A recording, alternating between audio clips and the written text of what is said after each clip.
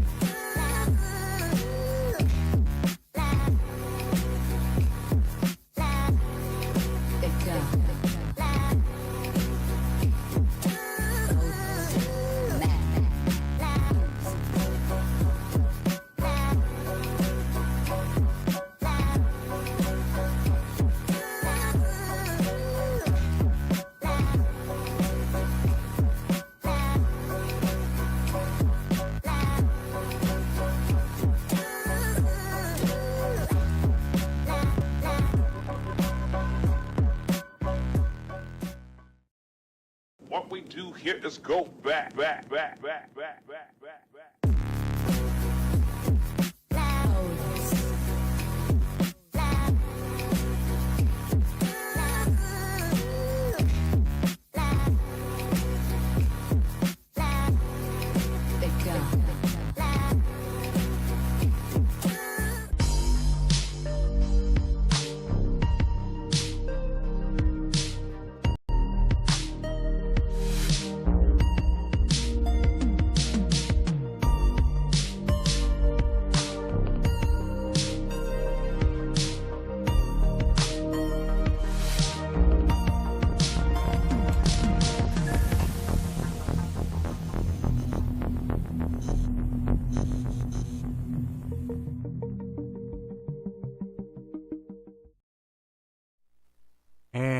What is up, everybody?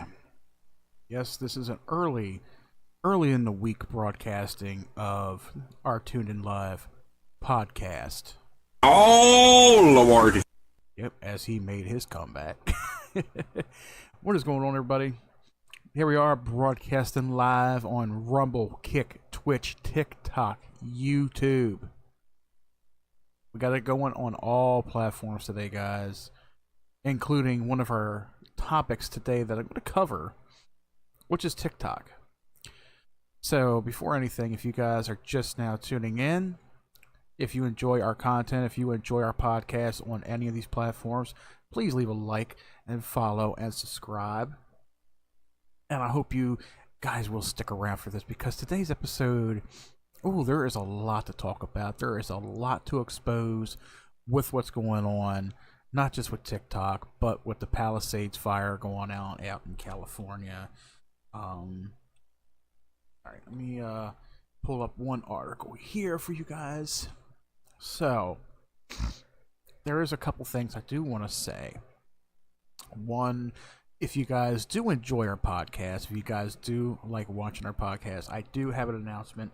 If you guys did not see it on the YouTube channel, under the community tab, I am working on creating another podcast. It seems like I'm all podcasts all over. I got this show right here. Tuned In Live has been my longest running show since at least 2018, 2019, and had almost 100 episodes. And I haven't done a whole lot, within the last 7 years of podcasting, but I've done a lot, game streaming, creating video content and such, and taking breaks here or there, and then doing other projects as well. But yes, Tuned In Live is my longest running podcast. That will still be a staple for you guys to watch whenever and wherever you are. The Other Side podcast, I know I made it a Halloween thing. I'm going to try to do some more episodes on that when I have a little bit of time, do some more topics on that, because I kind of revamped the format with it a little bit, and I don't know if you guys enjoyed it, if you liked it. If you did, leave me comments, let me know what you think about it. And then I got the movie review podcast, CinemaCast. I still got a lot of good episodes that I need to release to you guys. Some that was even pre-recorded as of last year, and I haven't even touched base with uploading them yet. And there's still a few that I'm going to record and put out there for you guys. So yeah, I already got like 3 podcasts right there under the belt for you guys to check out. And then I got this new one that I'm stirring up, and it's going to be mostly retro based and vintage based. I'm going to allow, any guests on the show to talk about anything retro, vintage. I'm going to have some friends of mine who are want to be co-hosts. It's going to be my girlfriend / fiance Mel. She was on the show before. If I can get my buddy Brandon over here, he's been wanting to do a podcast with me. So yeah, I'm going to have a few people on here, and each new episode we're going to talk about something different, something retro, anything from the 70s, 80s, 90s, early 2000s, whether it's toys, board games, books, video games, movies, music, whatever. And the podcast is called Blast to the Podcast. I think it's Blast to the Podcast. It's Blast to the Podcast is what it's called. And when it comes to finding a name for a podcast, if it's something that you like doing, if you like talking to people, if you like discussing to people, or just rambling on about random things, and a lot of people will look to doing podcasting, which is a fine thing. There's like people do live shows all the time, whether it's on YouTube, whether it's on Twitch, Kick, whatever. People are always doing some kind of internet show where they enjoy themselves. They open up and just just ramble on to people. Just get their opinions out there, get themselves out there. Podcasting is a soothing thing. It is very. I can't even think of the fucking word for it right now. Therapeutic. That's what I'm thinking of. It's very therapeutic at times, where you just open up and be yourself and just ramble on about what you want to say and what you want to do, So yeah, got a new podcast coming out. I don't know when I'm going to start it. I don't know if it's going to be live. I don't know if it's going to be pre-recorded, but I will definitely let you guys know when it will be. And just follow me on Twitter, follow me on Discord if you guys have Discord, or if you don't have Discord, download it. It's free. It's free to make an account. It's free to join the server. There's no fees. There's no subscriptions or anything like that. Join in the server, meet a bunch of cool friends. If you want to talk video games, if you want to talk board games, tabletop games, movies, whatever, this is a server for you. You guys can join in. Also, on days when I have episodes like this, if you guys want to be a guest on the show, you can always feel free to hop in. I have a voice channel open right now. If you want to hop in, click that link down below. Join the Discord. You guys can hop on in here. So, without any further ado, let's talk about first and foremost. Now, if you're watching on TikTok, and you notice that I am live on TikTok, yes, and this is adulterated. This is not a lot of people are going to probably find this, which is sad, because when I put it out there for everybody, I do bring in an audience. People do come, but when you make it 18 and older, you don't really get a whole lot of people that come in and actually check it out or watch. That's I don't like that. But then again, when you go live to everybody and you really don't filter out certain people, certain ages, things happen. For example, I went live yesterday. I was playing Fortnite. I was live on all the channels playing Fortnite, having fun. Yes, I do cuss up a storm on there. Who the hell doesn't? It's a video game. People are fucking people. I'm not going to be PG rated for a lot of fuckers out there, Like, if you don't like profanity, if you don't like the way somebody comes off across you like that, then don't watch them. Simple as that. But I was live with Fortnite on all my platforms for about an hour and 20 minutes. I ended up hopping off and taking care of something else. But on TikTok, I was live for 10 minutes, people. 10 fucking minutes. Live enough for one viewer to catch the stream and send me 5 roses. Donate me 5 roses. Didn't have to. I didn't ask for it. I thanked the guy, whoever he was. I said, thank you for the roses. But 10 minutes. And then I take a notice on my Streamlabs desktop app, and it said, you lost a connection somewhere, reconnect. And I'm like, yep, I know what happened. TikTok flagged my stream. How many fucking people do I see streaming Call of Duty, Fortnite, Halo, all these violent video games that I love fucking playing? How many people do I see streaming that shit? And nothing happens to them. I stream it, and I go, motherfuck this, motherfuck that. Next thing I know, TikTok shuts it down for hateful and abusive content. I think I still got the notification from yesterday. Nah, because I appealed it. Okay, so yesterday, it has been discontinued because of a violation, hateful speech, and hateful behaviors. Really? Somebody getting into the heat of the moment with fucking Fortnite, a video game that people play on this platform all the goddamn time, and you ban me or discontinue my stream for hate speech and hateful behaviors? Oh, I appealed that shit. And you know what happened? I won the appeal. And they restored my live access. So why is it that these motherfuckers are taking down my shit just for me to appeal it, and then they go, oh, we're sorry, our bad, here you go. And people wonder why. What's going on, Hoyt? TikTok flagged you, bro. Fuck that entire app. Yeah, that was yesterday, Hoyt. I was streaming Fortnite for a little bit, and they flagged it after 10 fucking minutes. They flagged it. Hateful speech and abusive content. I'm like, what the fuck is hateful and abusive about it? I mean, it ain't like back in 2007 where people are ranting and raving, chanting the racial slurs and shit. Even though that was good, good times. I will say it was good fucking times. You know, you didn't know who the hell you were talking to. You were just fucking, shouting out racial slurs and all kind of shit over Call of Duty. And you know what? People didn't get offended. People fucking argue with each other. It was all fun. It was a fucking game. People were having fun with the fucking shit.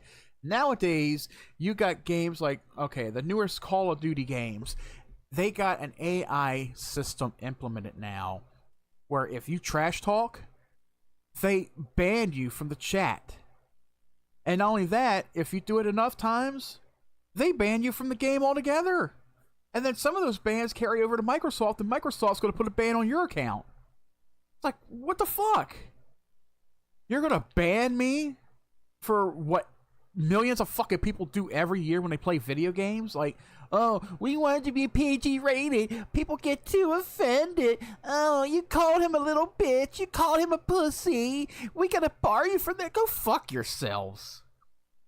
Hey, you saw I was live, but I was already done when I saw. Oh, okay, yeah. I wasn't live long. I was only live for like an hour or 20 minutes doing it because my uncle hopped in and he wanted to play some Fallout. I was like, okay, I'll go ahead and end this, and then we'll be over there and doing that. But people sit there, and there's people that are complaining and crying over the fact that the Supreme Court and the Biden administration already implemented it in place last year that they were going to ban TikTok, a Chinese-ran app that's very popular among the crowd, young and old. Everybody uses TikTok nowadays. There are some people that don't use it. You know, I'm not hating on you guys. There's some people who don't use it. They don't know what it is. Yeah, you were busy playing GTA. I gotta get back into playing GTA Online. I've missed out on so fucking much. I gotta get in there and start collecting my money again and shit. But, you know, people use TikTok every day. And I think I covered this in the last stream. There was a guy in a Discord server that I got into. He wants to call it a heated argument. I call it was a civil conversation, but he was just shitting all over TikTok because he feels that nobody should be on there making money and that being all they do. And it's like, well, let's see. How many people are on YouTube and Twitch that actually make a living doing things like this? Like, seriously, you got streamers out there that will stream for 8 hours a day, have a big community. They have thousands of fans watch them every day. And these people are making bank just for playing fucking video games.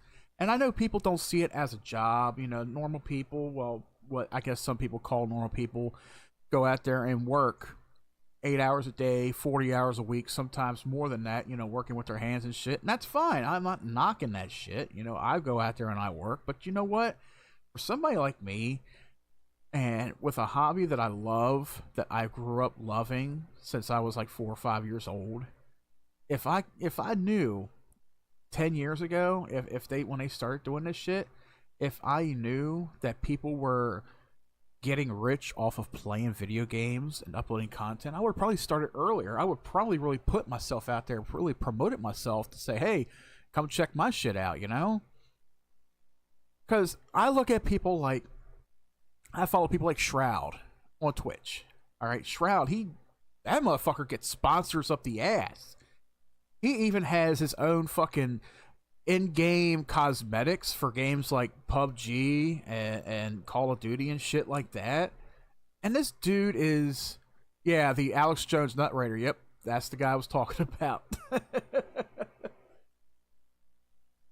yeah, you got people like Shroud, PewDiePie, Mr. Beast. All these people, they're making buck on fucking YouTube and Twitch. At this point, I just look at it as like, you know what? If you're making $1 and you're taking that dollar and you're supporting yourself, you're supporting a family, you're paying bills and shit, you're getting by. If you have money in your pocket from doing what you do and you consider it a career and you love doing it, hey, go do it. I'm not going to say, hey, get up your ass, bum, and go get a real job. Like, hey, if this motherfucker's making money playing Call of Duty 24/7, I'm not going to knock the motherfucker. This guy, he can have whatever he wants. He is be his own boss. That's what people are looking for. They're like being their own boss, but you really got to implement time and money into stuff like that, though.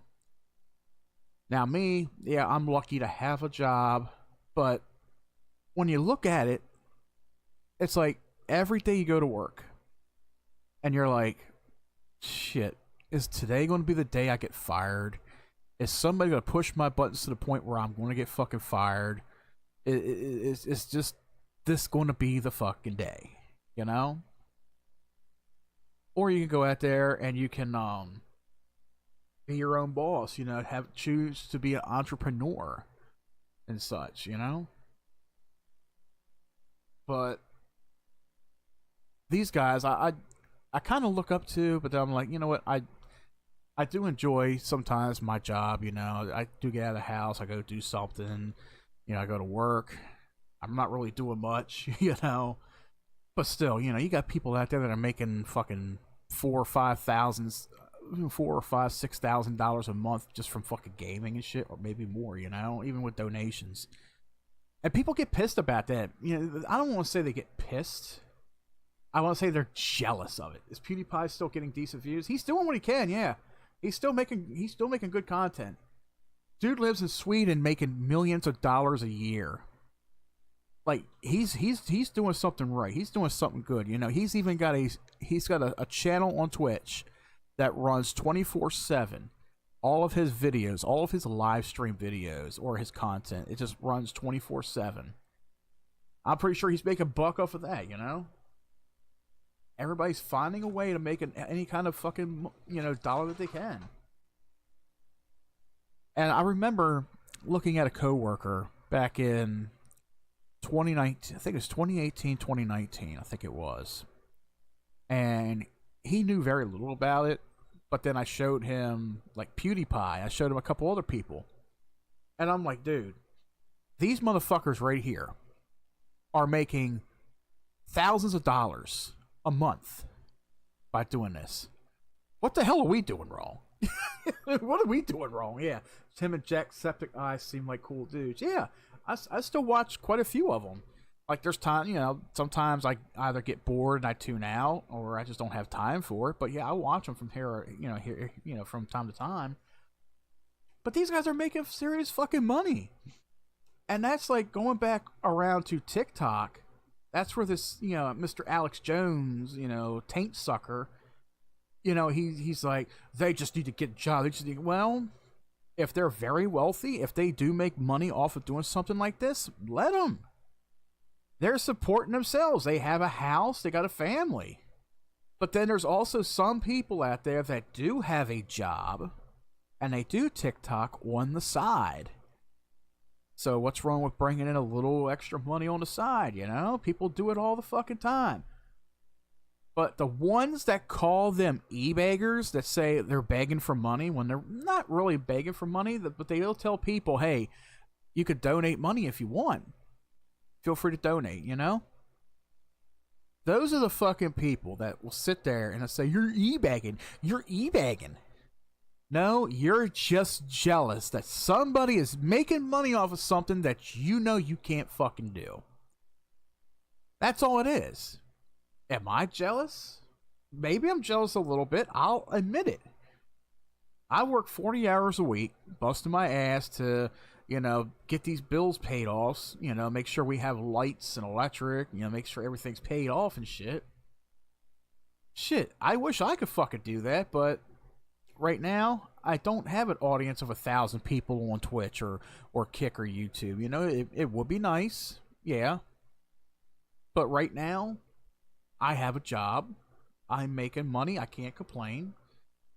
I do this channel. I do these channels as a hobby. I can't complain. It's something I love doing. It's something I enjoy. But there's some people out there, they look at shit like this, they frown upon it because they know they can't do it or they can't do it right. It doesn't work out to their advantage or their benefit. And that's what you call haters. That's what you call trolls. They'll sit there and troll you and say, well, your channel's garbage. Your channel's garbage. Well, hate it all you want. I don't give a fuck. Because at the end of the day, I'm going to be here. Tomorrow, I'm going to be here.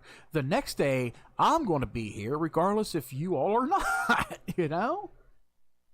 You sitting there telling me, I wish you would just go away. You're a nobody. Like, call me a nobody all you want. That's your fucking opinion. You have a right to it. But like I said, at the end of the day, from here until the end of this week and beyond, I'm still going to be here. I'm still going to be doing what I do. Yeah, so then fuck off and watch. Exactly. I have been telling people that for so many years, Hoyt, and there's other people that I know have been saying that shit so many years. If you don't like it, if you don't like what you see here, if you don't like my voice, you don't like who I am, fuck off. Have a good day, bitch.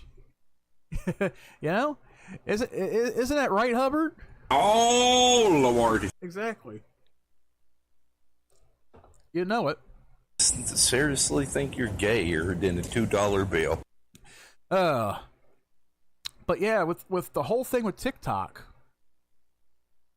people look at TikTok like, okay, people show their ass and do this and do that. It's a career, whatever, blah, blah, blah, blah, blah, There's even people that are sponsoring and buying and selling items and promoting items on TikTok. TikTok has a store.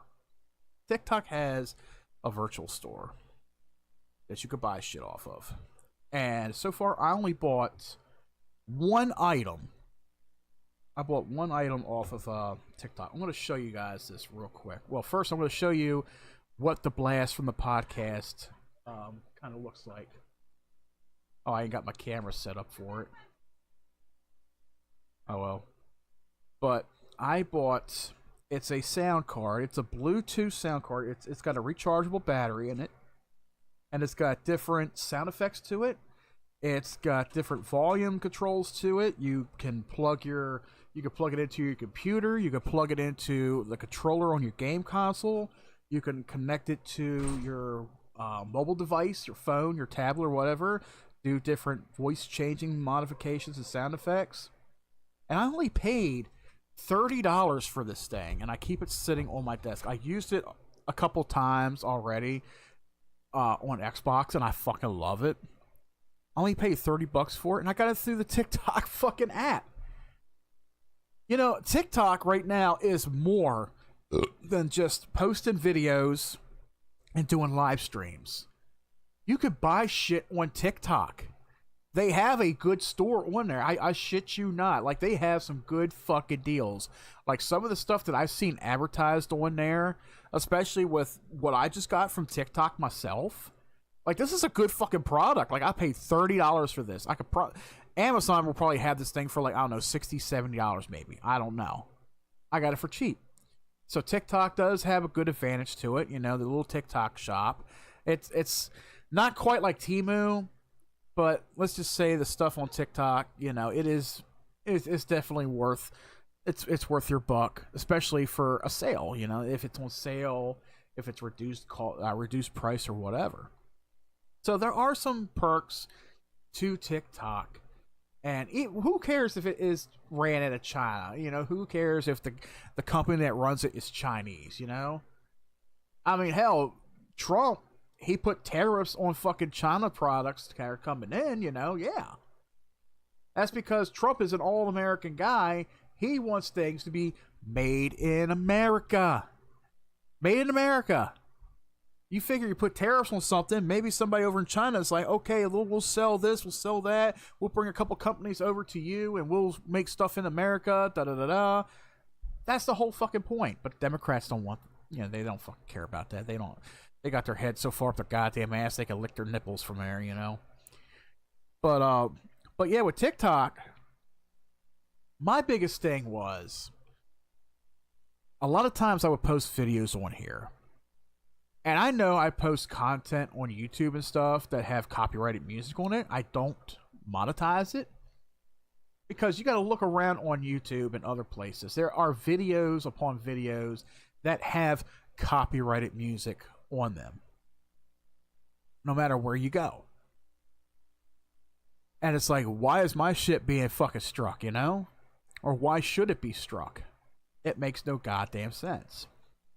So I put a couple videos on TikTok that have music that you could download for free from YouTube that is not copyrighted. They're freelance, they're independent. Those are artists that are like, okay, we're not making money off it. Well, they'll make money off it a little bit. It just depends. As long as you give them artist rights, you know, as long as you promote their channel, promote their name, say, hey, this person made this, whatever, you know. It's not like attaching a Metallica song to it or Eminem, you know. So I upload those to TikTok, and you know what? Since that movie is not in TikTok's library, they flag it and say it's copyrighted. And not only that, they mute the audio to where you cannot restore the audio anymore in your content. So what does that force me to do? Delete the video from TikTok and never to upload it on there again. Which is complete bullshit, because I have been uploading my content on TikTok along with uploading it on YouTube and Twitch. And now Rumble, too. So, if anything, TikTok, they're the ones that are censoring people. It's not really the government that's censoring. It's the app itself. They have an AI system implemented within this app that will flag anything. Yeah, copyright bullshit on YouTube is dumb as fuck. Yeah, it is. But they feel like all the artists, they're not getting their royalties and shit. They're not. Oh, speaking of which, I'm glad we're talking about that. So, going off track a little bit, I follow this website.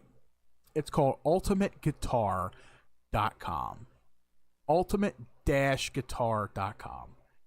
I have been playing guitar since middle school. And I didn't really get too heavy into playing guitar until high school. High school, all 4 years, I took a guitar class. All year long. Every year in high school, I took guitar class. I love guitar. I still play guitar to this day. In fact, I also play bass. I haven't played bass for so many years, up until recently. Brandon, he does a lot of apartment and storage cleaning out.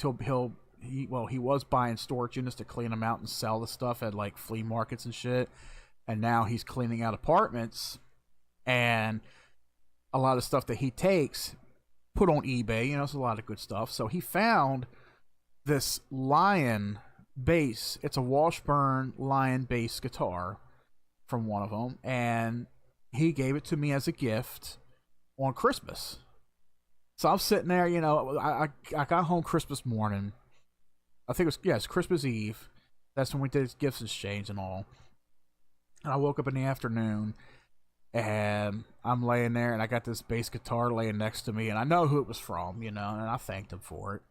So I fixed it up a little bit, put some new strings on it, and I've been playing bass once again for a good bit. And I've been learning some new songs too. Bass is a little bit more easier learning than guitar is. I guess, it just depends on the tone and everything and how the music is played. But I play guitar and I play bass guitar. Now, when it comes to learning songs, and I've been doing a lot of learning songs from YouTube, I will say, if you're learning an instrument, if you're playing an instrument and you want to learn to play songs, YouTube is a good teacher. Because I follow now like 4 or 5 different channels on YouTube that they do instructional videos on how to play certain songs. They do tablatures. They play along with the song. You can sit there and play along with them. It's a good teacher. It's a good teaching tool. So if you want to play guitar, you want to play bass or whatever, check out some of these channels. I've learned to play. Most recent one was it was a Michael Jackson song. I think it was Beat It. I learned how to play Beat It on bass. That motherfucker's easy as shit. It's easy as shit to play. But here is the downfall with learning how to play songs now. So, getting back to this website, ultimateguitar.com, I type in the name of the song. It'll bring it up in the listing. But when you click on it, let me see, for example, I gotta pull it up myself here. Let's see, Beat It, Michael Jackson. I can find the guitar tablatures, and it's pulling up the bass tablatures, but when I click on bass, it brings me up to a page that says, sorry, this artist has told us we can't show this tab. Really now? So Michael Jackson rose from his grave, went to you motherfuckers and said, don't show this tab.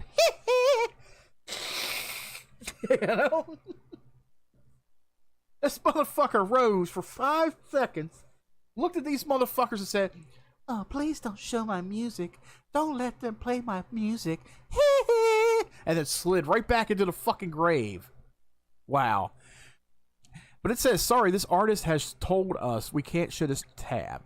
Help us change our mind. Tell us why you want to learn this song or why it's important to you, and we will share these directly with the artist or the representative. Your words and your story can make a difference. It works. Yeah, I'm sure it does. That's why there's people on YouTube that do videos that I looked up. I was learning a lot of songs. I learned a couple Metallica songs. I was playing Michael Jackson's Beat It. I learned Raspberry Beret from Prince, which is another easy tune to play. Couple Queen songs, whatever. And I think Queen was another artist on this list here, especially if I type them in here. And it's like, oh, they're copywriting tablature music. But it's like you're not playing the audio. So it's a crime now to, wanting people to learn how to play music. Yeah, because it's a popular song, especially. Yeah, exactly. But it seems like everywhere you go, everything is being copyrighted, no matter fucking what. Because the artists are not making money off of the shit, but they will make money off of the companies putting out those tablature books that you find in places like, Guitar Center. Do you guys know how much a tablature book is at Guitar Center for music, sheet music?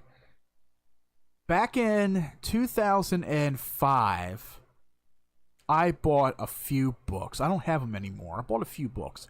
I bought books for Metallica's Saint Anger.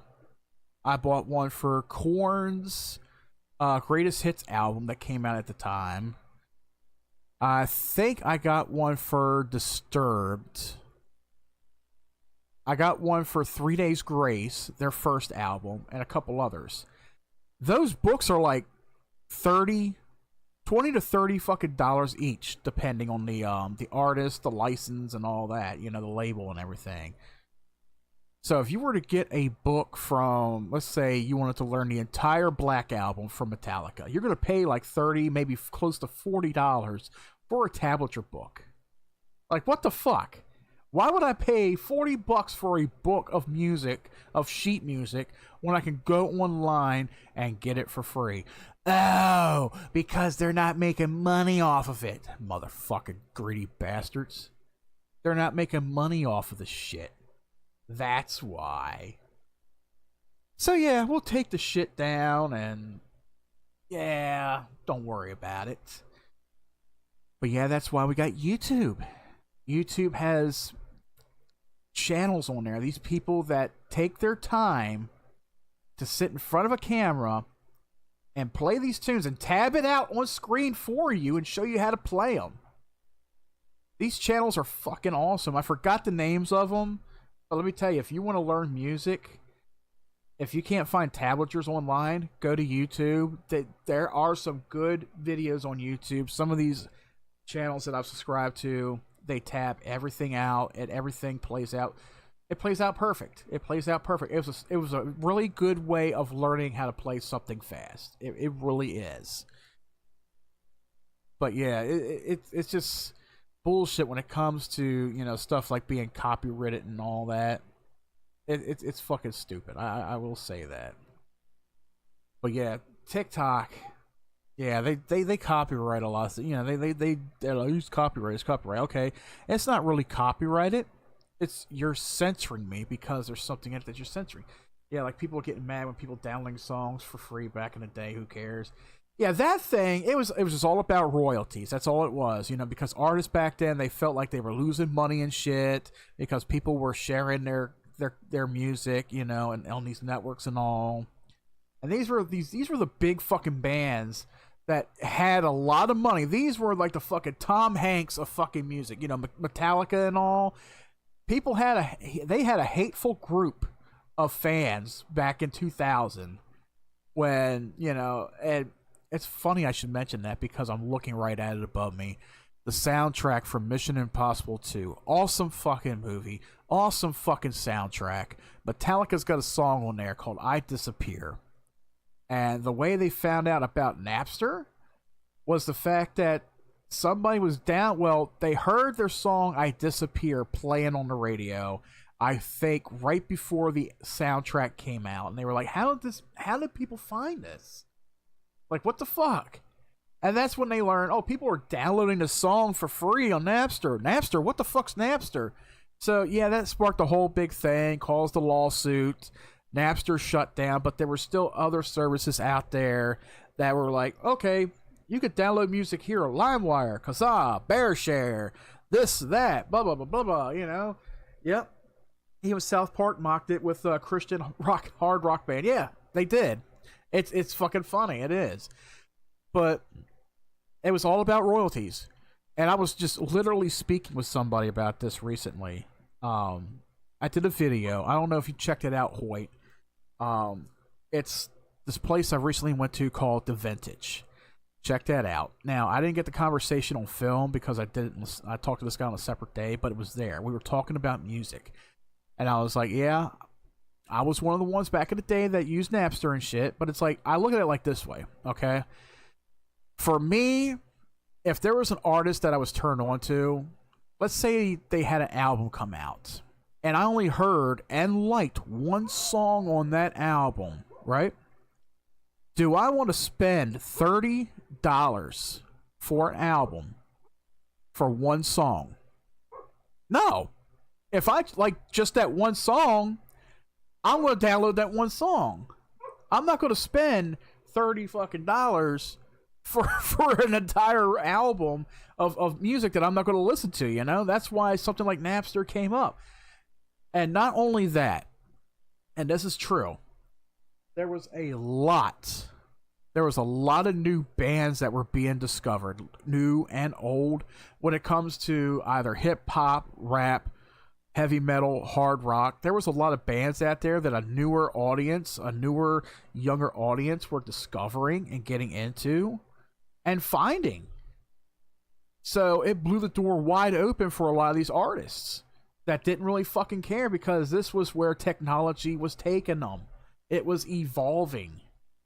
Technology was evolving to where music was becoming digital, but you know, there are still fans that are buying the albums because they do support their favorite bands. They will buy the album still. But this was just a door that opened for a lot of people to discover new bands. I didn't know about bands like Saxon. Saxon, I think, was from somewhere over in Europe, I think, or I can't remember what country they're from. Also fucking heavy metal band from the 80s, and they're still going strong. Biff Bafford, you know, lead singer. Somebody actually turned me on to them. But shit, you know, like when you're discovering new music, like that's the best thing to do. That's the best way to go. And look where it's brought us. We got fucking services like Amazon, Amazon Music, Spotify, Sirius XM Radio, iHeartRadio, Pandora. They really blew the door wide open with, you know, airing a lot of music out there, and people are discovering new and more things nowadays, because your regular radio stations, they're told what to play. They don't just play any random old thing. They got a certain set list from their producers to saying, all right, we need this, and that played. Just like, you ever wondered how or why certain music is played, but others isn't? I'll get right back to you. We'll be right back.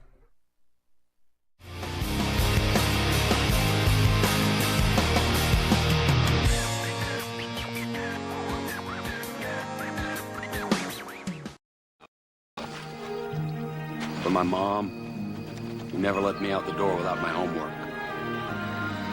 For my dad, who worked the night shift to make our lives better. Flight 3 Alpha. Spotted. For myself. For my future.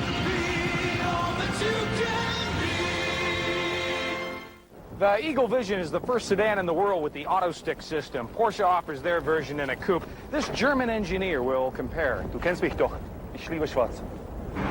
So what do you think, Goods? Also, was denkst du denn, gut? Das ist sehr gut. Ich meine, einfach zum automatisch, Auto steht. He likes the choice of automatic or auto stick.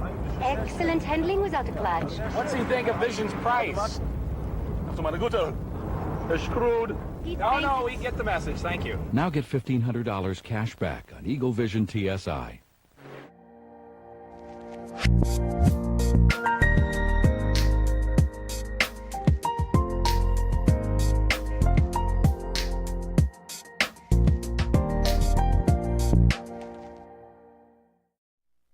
Alrighty, and welcome back, guys. I just took a couple seconds to let the dog out because there's people outside running around, and dogs got to see what the hell's going on. But yeah, what was I talking about? I was talking about music. I was talking about something with audio series, you know? Oh yeah. But yeah, back in the day, you know, like, look at how music has evolved today. Music has evolved greatly. You know, people are, you know, they're still buying albums, whether it's digital now or even physical, even vinyl records. Vinyl records are making a fucking comeback. People are collecting vinyl records Some are collecting cassette tapes. Hell, I know a couple people that are still collecting fucking 8-tracks. That was another thing I showed off in that video. If you check that video out for the vintage, is there was one little section where it was just like nothing but 8-tracks. They had Laserdisc movies, all kind of stuff. Oh, I gotta save that for another time. But yeah, check that video out. I'm gonna be doing a couple more videos on that. But yeah, getting back around to with TikTok. You know, TikTok is it's digital. You know, it's digital for music, it's digital for videos and such. But so is YouTube, so is Twitch, so is Rumble, videos on Facebook, Twitter, Instagram, anywhere you fucking go, you know? And all these places, they censor you. They do censor you. Even Instagram censors you very hard because, well, they're fucking idiots over there. But TikTok, yeah, Laserdisc, yeah. I'm gonna have to do a separate video. I'm gonna go back to that place. I'm gonna do a separate video and show off all the Laserdisc movies they got there. Yeah, you're gonna love that, man. But yeah, TikTok, they seem to censor people a hell of a lot more when it comes to anything at all. Anything. If I were to put up a 5-second video just saying, fuck Biden, fuck Kamala, suck my dick, you know what happened? They would take it down. They would say, oh, we had to take it down because of hate speech, hateful ideology, or whatever the fuck, you know, abusive behavior, that kind of thing. But I guarantee you, if I put up a fucking video that said, fuck Trump, he's a piece of shit, they'll let it stay. Because to some liberals feel like, I guess they got a leeway on TikTok. Now, my uncle told me that, which is not, you know, well, I guess in a way it's true, like, you know, liberals, they do get the ban hammer on there sometimes, I guess, because they do get a little too insane with their fucking ideologies on there. But anybody else who's like Republican, conservative, or anybody who's spreading fact or opinion, it's like, nope, fuck you. And they censor you. TikTok has been censoring people for the last few years, for however long it's been up. Yeah, they give you money and an old medal. Yep, that's what they do. But now, you got them saying, okay, the government makes a final decision.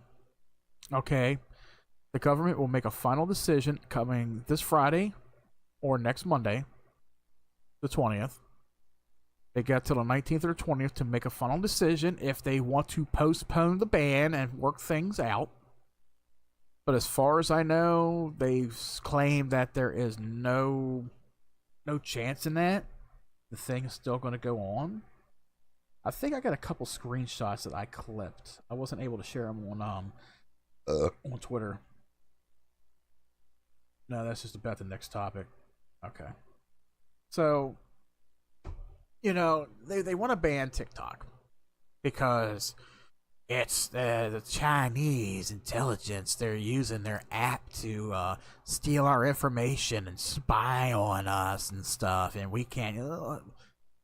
The NSA, our own government agency, the National Security Agency, NSA, they've been spying on us for fucking decades. The CIA's been spying on us. The FBI's been spying on us. And you're worried about fucking China using a little app called TikTok that hundreds of thousands of motherfuckers use every single day? You're worried about this little app?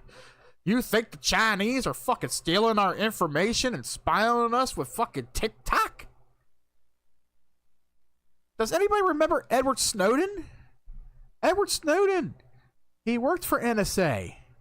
He exposed the NSA for spying on you through your webcams, through your phones, microphones, electronic devices.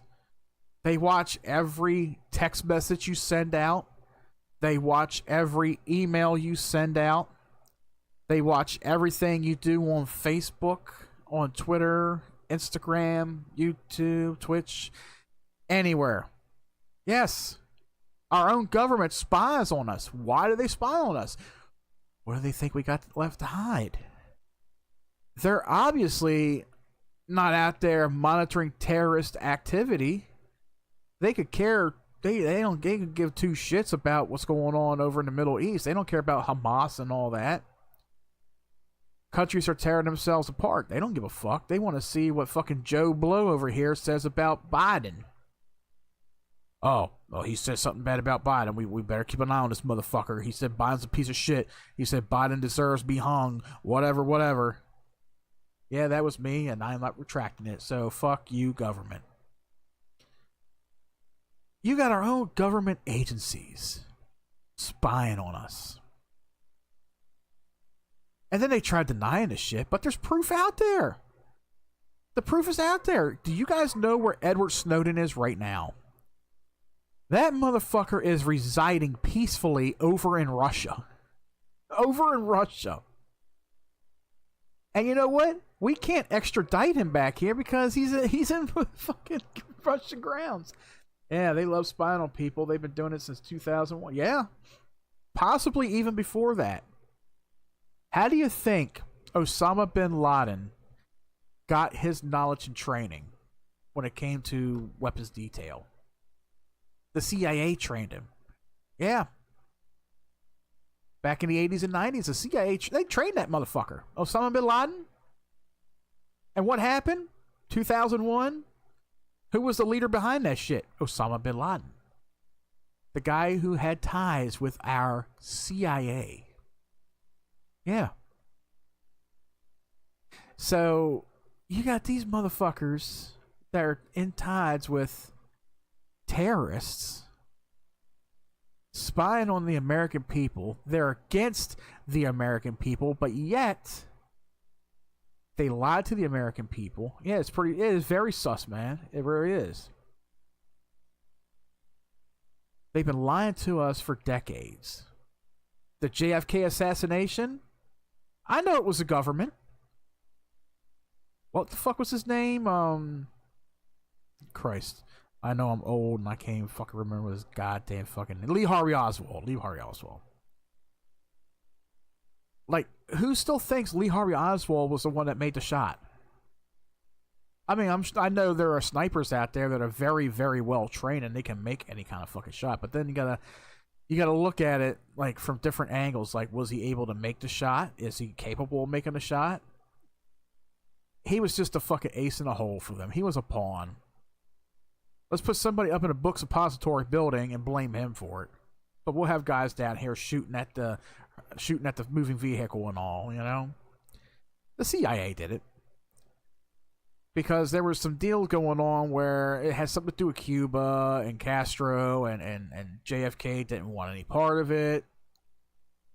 And the government's like, okay, we got to get rid of this motherfucker. JFK was one of the good Democrats. Because let me tell you, when I talk about Democrats, today's Democrats are fucking terrible as shit. They're terrible. Old school Democrats, like, look at RFK. You know, Robert Kennedy Jr. He's one of the old school Democrats. He's one of the ones that are up there with Trump. And he hates Trump. But where's he at now? He is siding with Trump. Because he knows the Democratic Party is fucked beyond belief right now. Hell, Jimmy Carter, who just died. A lot of people see Jimmy Carter as being a good man, a good human being, being a good person and all, but he was a terrible, terrible president. I couldn't tell you. That was before my time, I guess. I don't even remember when Jimmy Carter was fucking president. I couldn't tell you, but yeah, they say he was a fucking terrible president. Democratic president. But then you look at somebody like Bush. Bush was fucking Republican. Them motherfuckers were bad. Clinton was Democrat. And I heard a lot of good things about Clinton when he was in office, you know, even though he had that sex scandal. Oh, she was under my desk. She was giving me head, but I didn't have sexual relations with her. she fucking whitewashed. She had me whitewash the desk underneath. You know, when Biden got in there and Trump got in there and they saw them white stains under the desk and they asked, what was that? I just sit there and laughed. You know? Oh, shit. These motherfuckers, though. Yeah, even Bill Clinton seems he was tolerable. He really was. He really was. And then Bush got in, and well, I understand, when we were attacked, it's time to go to war and shit like that. But, something led up to that attack. Something was very suspicious about that attack in 2001. Something led up to it. It wasn't just somebody who just randomly attacked us because, everybody had that idea in their head that, they hate our freedom. They hate we got our freedom. They hate we're, our religious and all that shit. Like, nah, it's a lot more to it than that. It's all government related. It's all government related. It was placed into Bush's lap, and then Bush said, hey, we got to go to war. We got to go to war. A fucking 20-year-old war. I don't even know if we're still over there. And then Obama, he comes in, and he says, I'm responsible for ending the war. No, the fuck you ain't.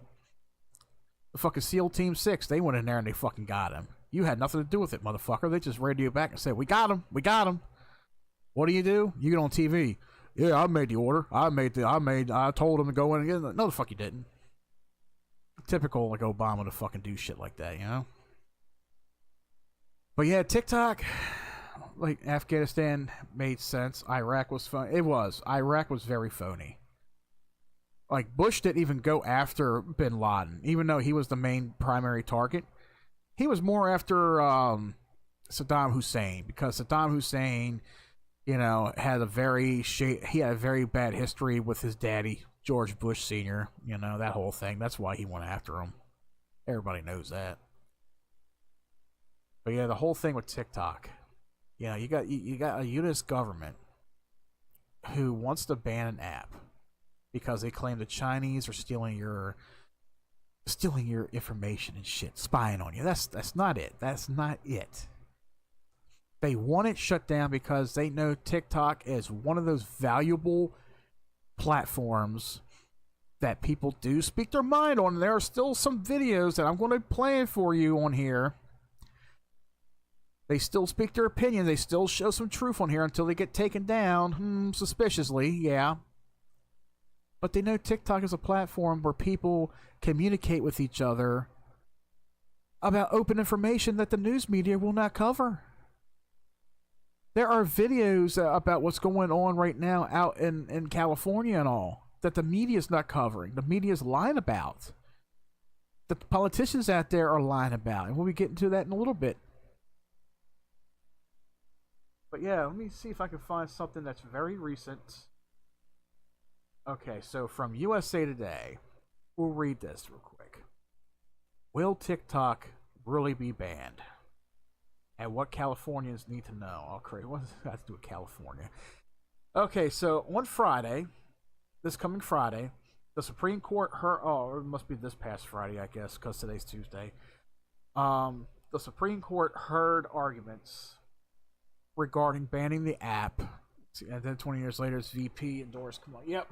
Oh, I know. I know. Let's see. The Supreme Court this past Friday heard arguments regarding banning the app from nearly 170 million domestic users. TikTok will be banned in the United States on January 19th, but there are two potential routes to get the app to remain operating in the nation. USA Today provided live updates. There are only two ways. One of the fastest growing apps can remain available in the U.S., and both will need to occur before the ban next Sunday, January 19th. Okay, so if the Supreme Court does not act against the law this week, the law will go into effect January 19th, banning the app in the United States. This means you will not be able to download the app, and if you already have it installed, it will eventually stop working. Your For You page will go silent, new content won't load, and the app will essentially become a blank screen. Depending on the court's ruling and direction, ByteDance could simply let the app wither and die or pull the plug entirely. Is TikTok going to be banned? Unless one or two things happen. The app will be banned beginning January 19th. The first would be for the Supreme Court to side with the app and allow it to stay open for distribution. This would rely on a majority vote from the 9-person court. The other would be if the app complies with the law's request for an American owner, not the active Chinese company ByteDance. An American buyer is looking to purchase the app. Can I keep TikTok on my phone? For users who already have TikTok installed, the app is likely to become a shell of itself fairly quickly. ByteDance won't be able to push updates or bug fixes because the app won't be able to connect to your device. Is TikTok completely banned? TikTok isn't going away entirely. The app is still popular in other countries and will be available outside the US. Some US users may try workarounds to keep the app here, such as VPNs, to access the app outside the country, but those may not be reliable and could be illegal depending on how the ban is enforced. Some of the biggest and most popular accounts have already started moving content to other platforms, which could speed up the app's disappearance. A blank screen, just like just like dumpster fire. Yeah, McJuggernuggets. What the fuck is it? Firestarter or whatever the fuck that goddamn app is. Well, actually, no. That McJuggernuggets app. I will say this right now. It was sold to a team of people who bought it, so it's not really ran by McJuggernuggets. It wasn't even made by McJuggernuggets to begin with. Somebody made the app, and they wanted Jesse to invest in it, keep it alive, and keep it running, but Jesse's not doing that anymore, so it went to 3 guys. I forgot what they were. There's a documentary on it if you've checked it out. I forgot what it's called. Storyfire. Yeah, Storyfire. There's an app on Storyfire. Not an app, a documentary. I mean, there's a documentary on Storyfire. So Jesse, I think he does have some ties with it financially, but not anymore. He's not running it. It's just 3 guys doing it. If I remember correctly, the guy who owns the app, he went to Jesse a few times, and Jesse pumped a lot of money into that app to keep it going. And it just got worse and worse from there for Jesse. So he just pulled out altogether. Yeah, he sold it to morons for $1. Yeah, he did. He handed it over to 3 guys, and they're still running it. It's still running to this day, as far as I know, from what I last saw. Can somebody buy TikTok? Project Liberty, a non-profit organization dedicated to internet connectivity and rights, is looking at potentially purchasing the app from ByteDance. President Tamika Tilleman said that they will not disclose the bid they offered to ByteDance. However, they disclosed the organization received $20 billion in verbal commitments from investors. If they purchase the app, they would only own the U.S. portion of the social media site. This would not allow ownership over the TikTok algorithm, which China views as intellectual property. Could the court temporarily block the ban? Justice Samuel Alito asked whether the court could temporarily block the law, which is scheduled to ban TikTok January 19th. Solicitor General Elizabeth Prologer said that the court shouldn't do that unless TikTok was likely to win based on the First Amendment claim of a right to distribute its content. She said it wasn't just an executive order, but done in concert with bipartisan majorities in Congress. I think this court doesn't have any basis to enter a temporary injunction unless it thinks petitioners are likely to succeed on the merits of the First Amendment claim. To be honest, I think there is no argument to be made that you should find that likely success. So it seems like they can't really block it unless there's a petition that comes out and says what the Biden administration and the government are doing is a violation of the First Amendment rights. If they can come out and have a strong argument against that, that's a possibility that maybe it could get shut down. I don't know. It's possible. Trump defends TikTok. President-elect Donald Trump has opposed the TikTok ban. He already has called the Supreme Court to pause the law that could ban TikTok, claiming he can find one solution once he becomes president, 24 hours after the law goes into effect. Earlier this month, the court said it would decide whether to uphold the January 19th deadline after the justices debate the law's merits during oral arguments this week. Who owns TikTok and when did TikTok start? That's a whole bunch of... Oh, TikTok sued in California. Well, first of all, I'm going to take this article here. If you guys follow on Discord, it's going to be under the TuneIn Live scraps. So you guys can check that out at any time for that story. All those people sound like shit faces. Yeah, they do. That's the government for you. California is suing TikTok for exploiting young users for profits and misleading the public over the dangerous social media platform poses. California Attorney General Rob Bonta announced in October. Yeah, okay, exploiting young users for profit. Really? California hates it because California is liberal ran. They're retard ran. There's a lot of people out in California that are against their ideology and they can use the platform to speak their mind. That's what I mean by when I say that Democrats, they don't like the truth getting out. That's why they're banning this app. They don't want this app in place. That's why, because it is spreading actual information. That's in addition to collecting and using personal information from users under 13 without parents' consent and notice. The lawsuit filed in Santa Clara County Supreme Court is part of a wider effort led to Bonta and New York Attorney General Letitia James. In September, I already hate this name, Governor Gavin Newsom signed a bill into law prohibiting social media platforms, websites, and other applications from providing an addictive feel to minors unless parents give consent in an effort to protect children and teens. Mind you, these are the same fucking people that are all for child mutilation and child sex trafficking. All of Democratic California. These are the motherfuckers that want to control what your kids watch and do. They don't want to protect your kids. You know why? Because there are videos on TikTok and social media that show proof, that show information about what these liberals are doing, about what they're covering up. Child sex trafficking is real. Child mutilation through the LGBT agenda is real. If Newsom runs and gets elected in 28, I'm done with this planet. I think he's already done with his chances of being president. Like, after what happened this past month with the fires, he's done. He is not getting a 2028 term. He is not. But that just seems all like, well, let's see.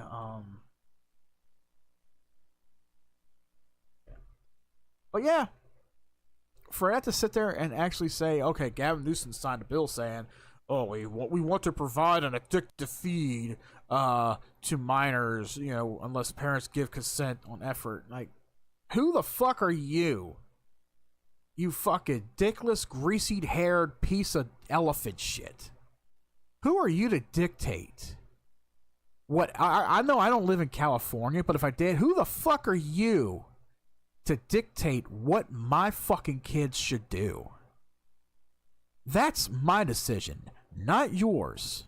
I will never allow any fucking government arm to tell me what my kids should be doing.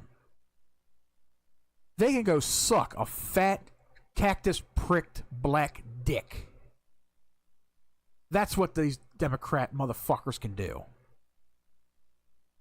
Because when you see shit like this, and you hear about shit like this, that just makes you hate Democrats and liberals even more.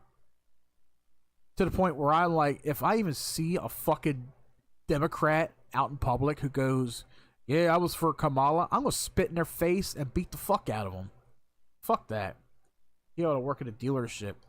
Nah, he burned that motherfucker to the ground, man. He would burn that motherfucker to the ground, too. How you gonna sit there and say that kids should not be on social media? What the fuck do you know? What a piece of fucking shit. But anyway, TikTok, this will probably be the last stream I do on TikTok. It probably will be. Like I said, it may all come to an end this coming Sunday or Monday, January 19th or January 20th, as they stated in that article. That is USA Today, people. That is a legit article. If you guys want to read up on it, listen, go to Discord. I have a link for Discord right down below. Click on that link and take you to our Discord server. Tune in Live Scraps. You can find the article there. You guys can read up on it if you want to. But yeah, TikTok, it was nice knowing you. I mean, it's a good app. There's a lot of potential for this app. But then again, we got other apps. We got other websites that we access over here that are Chinese ran, right? Why haven't we done anything about them? Why is TikTok the biggest threat to the United States right now? Because it is the biggest open door. It is the biggest open door to truth. And guess what, people? My TikTok stream had just ended.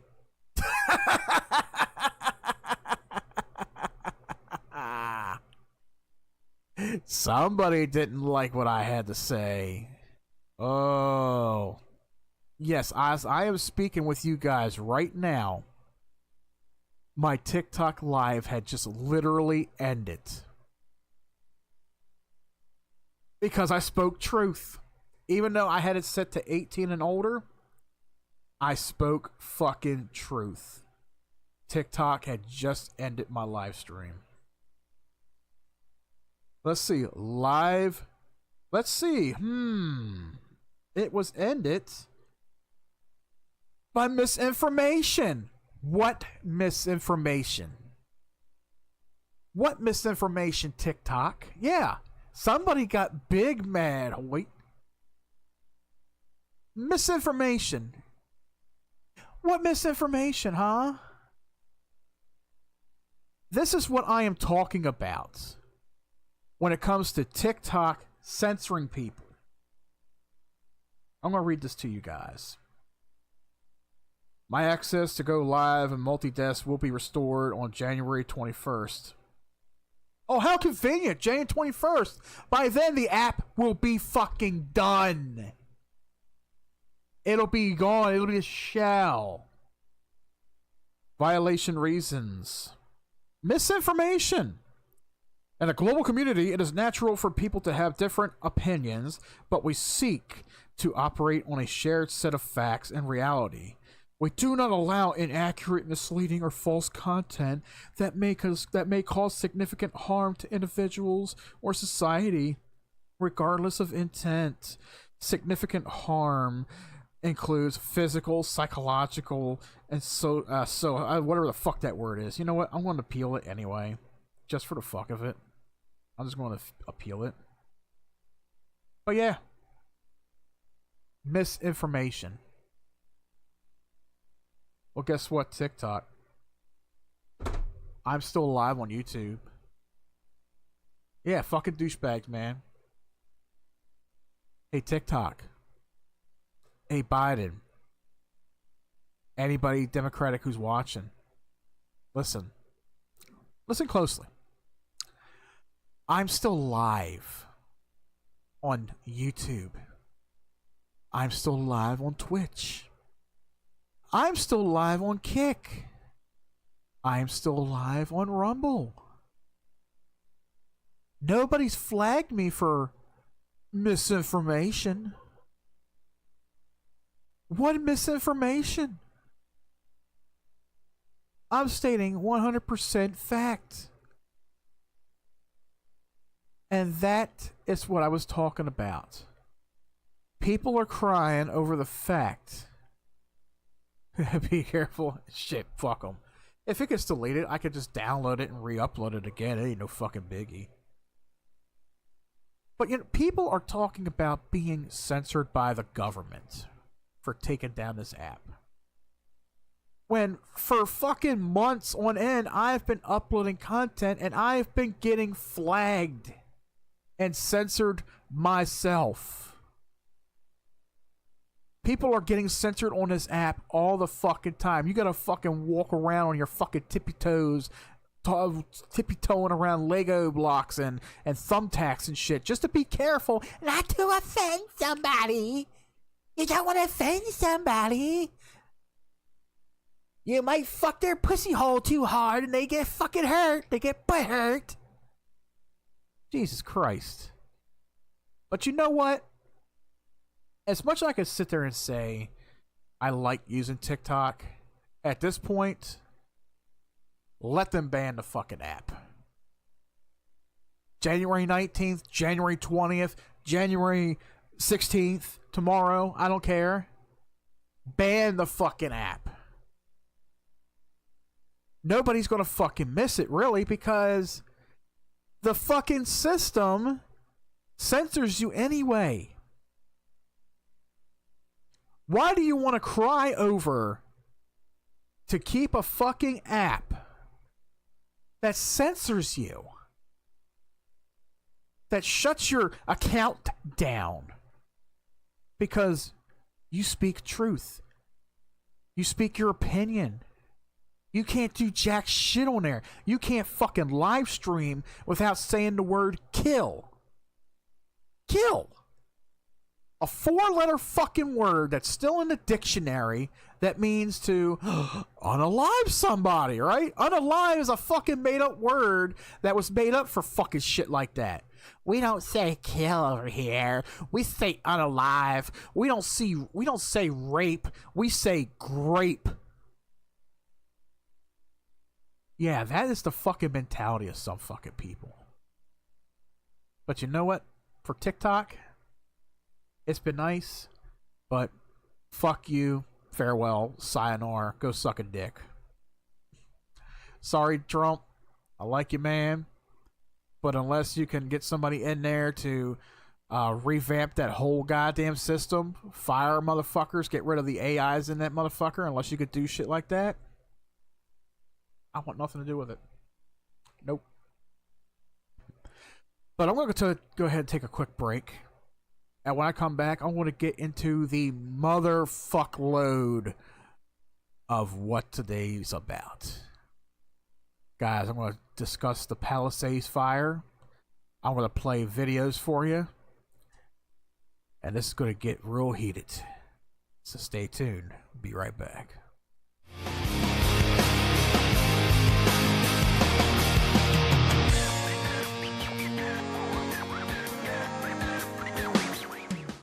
Answer questions, and process orders 24 hours a day. And it's not just for the rich, the powerful, or the daring. Because there's a way you can get the help, hardware, software, and advanced toll-free service to create your call center. All you have to know is how. Network MCI, that's how. Hey, you're a guy, and guys want to stay cool. How do you do it? With new Speed Stick Gel, proven to keep you drier than any other gel. It's the best gel protection. New Speed Stick Gel, just for the guys.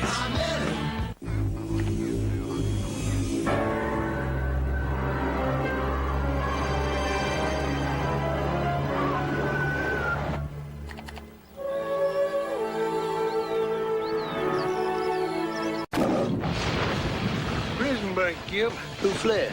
See how they run. Stole $25 million from the Cuban mafia. Kill him. See how they fly. All right, I want half. Half! On July 19th... Who? These people are trying to kill you! See how they... fled. All right, half. That is it. We are even. No. Now we even. Fled. Rated R. Starts Friday, July 19th.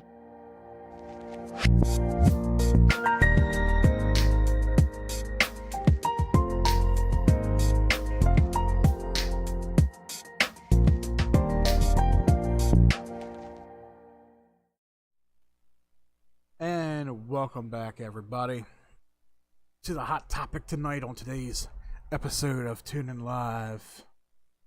You're watching us right now on YouTube, Twitch, Kick, and Rumble. Sadly, you're not watching us on TikTok right now because TikTok thought that, well, I'm spreading misinformation. Ooh. I'm speaking truth. Ooh. Speaking my opinion. Ooh. think I just whitewashed the desk. Let's go ahead and get into the big motherfucker of tonight's events. The Palisades fire. California is burning. LA is on the run. Celebrities are acting helpless. Retards like Gavin Newsom and whoever LA's mayor is are sitting there rather than trying to help the victims of the California wildfires, instead of trying to sympathize with these victims, do what they can to help them. What are they doing? Blaming Donald Trump. Biden's still in fucking office for another 6 fucking days. And all these motherfuckers want to talk about is Trump. Trump's not even in office. Why? People have lost their lives. Hundreds of homes burned to the fucking ground. And all these fucking deadhead fucktards can talk about is Daddy Don. Here's another article that I'm going to load up in Discord. You guys want to check it out. This one's from the New York Times. But I will say, some of these, even some of these liberal-based newspaper articles or newspaper-ran companies, oh, they're exposing a lot of shit, though. There's a lot of people out there that are done and tired with the fucking Democrat Party. We're done with fucking Democrats. Democrats are done with Democrats. Democrats are looking at other Democrats saying, what the fuck you doing? The fuck you doing, Todd? What are you doing, Todd? Gavin Newsom stands there, slick his hair back. Oh, he had greasy fucking hair. He's got to look good on camera. He's got to look like the caring California governor. He's got to dress nicely. People in fucking California are suffering. I seen a video on TikTok or Facebook recently. If anybody remember actor Steve Guttenberg, was in the movie 3 Men and a Baby, Police Academy movies, early Police Academy movies. It Takes Two with Mary-Kate and Ashley Olsen.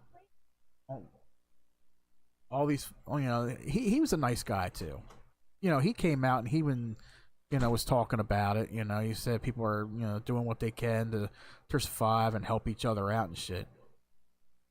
I don't even know if I still got that video. I might have that video. I'm going to play some videos for you after I read this, okay? So, this is where the Palisades fire started.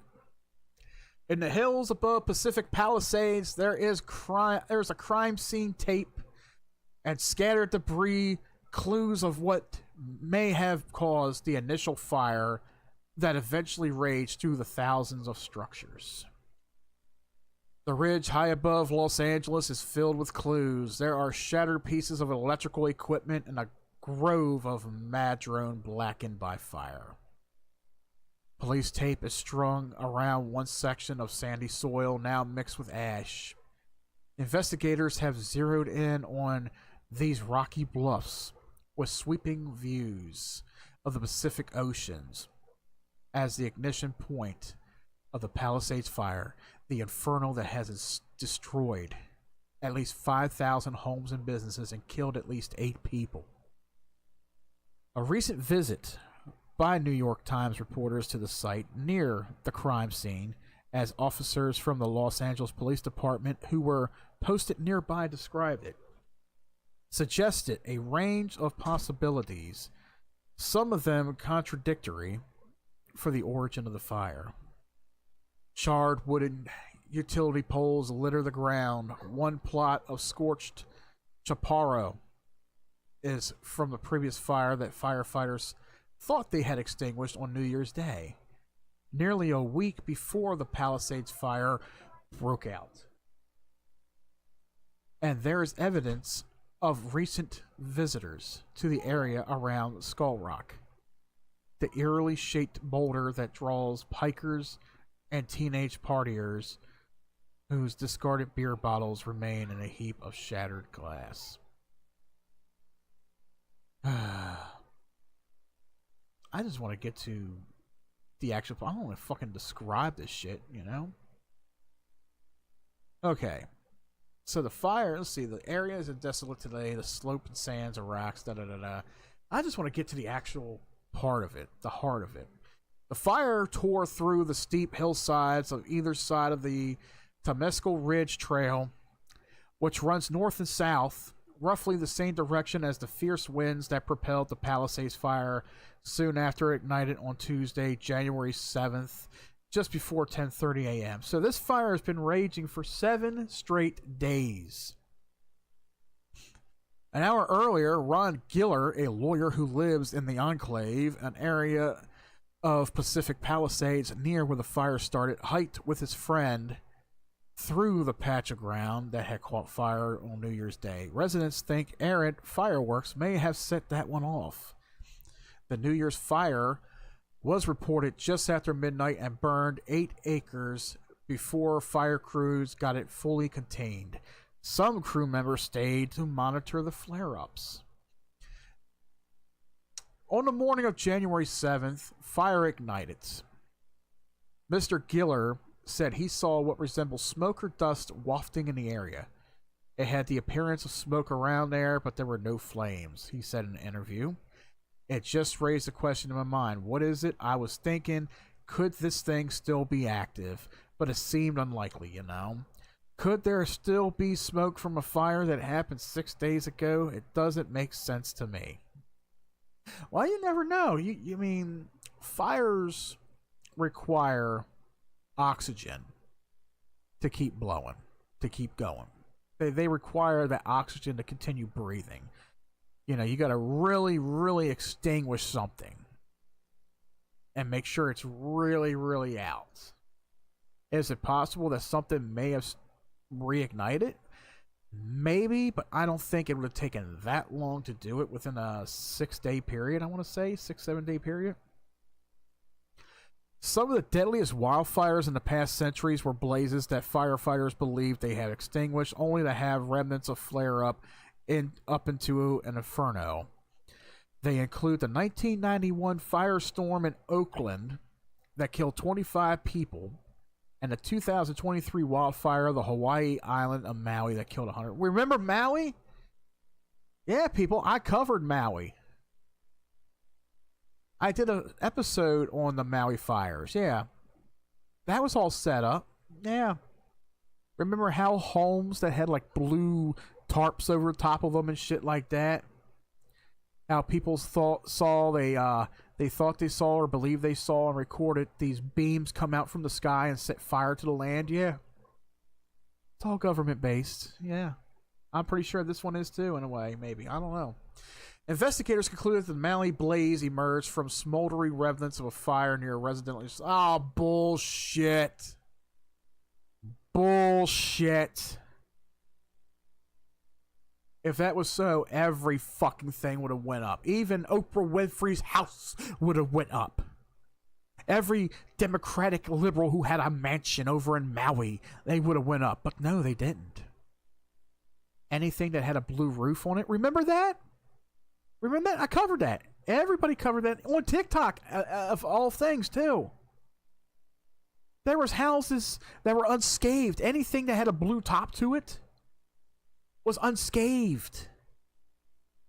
We know the fucking truth.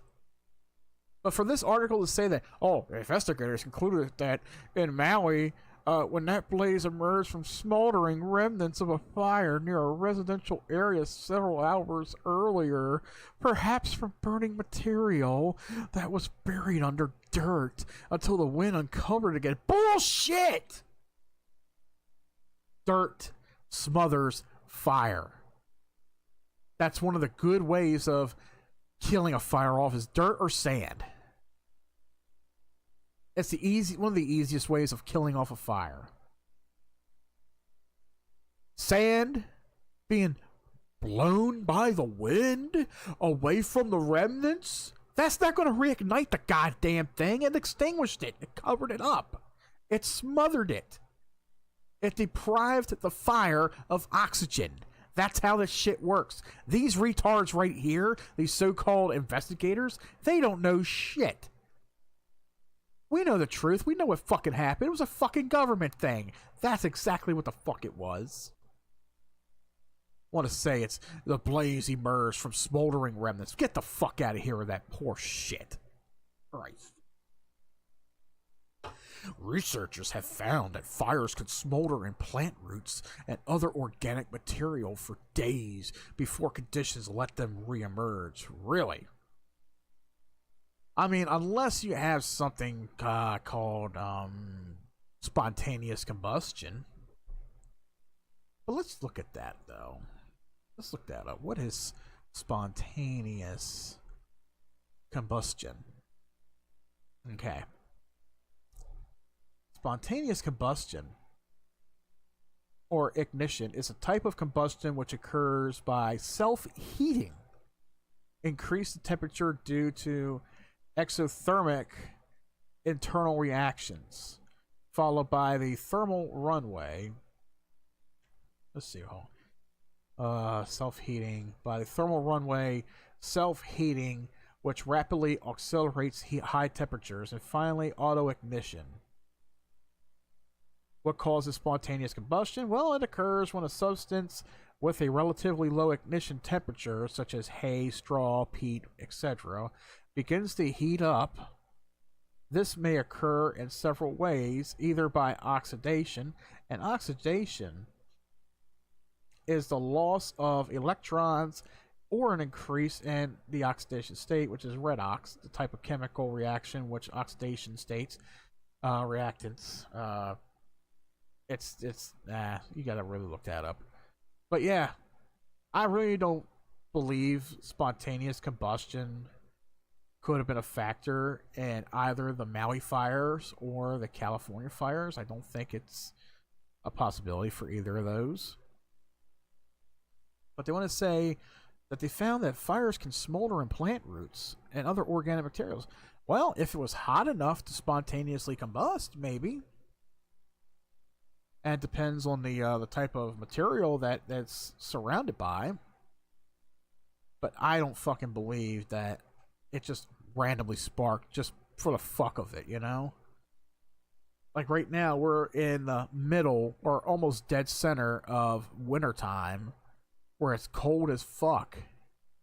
Well, right now it's hot as fuck out in LA. I mean, over here on the East Coast, we're sitting at, 20 degrees? Right now, Los Angeles is sitting at 195 degrees. I'm sorry, but it's the polar opposites. You got 20 degrees, then you got the fucking temperature of an oven over there in Los Angeles. So I guess they found a remedy for the snow and the freezing cold. Oh yeah, here comes the Arctic blast. We gotta worry about that because Los Angeles is on fire, people. I know it's nothing to laugh about, but it's you gotta put into the the factor of right now the countries that you got two sides. You got one side that's winter. You got the other side that's like fucking summer for whatever reason. Mr. Giller and his friend Alan Field were not the only ones exploring the hills of Palisades before the fire last week. The panoramic views from the ridge often draw hikers from the neighborhood and beyond.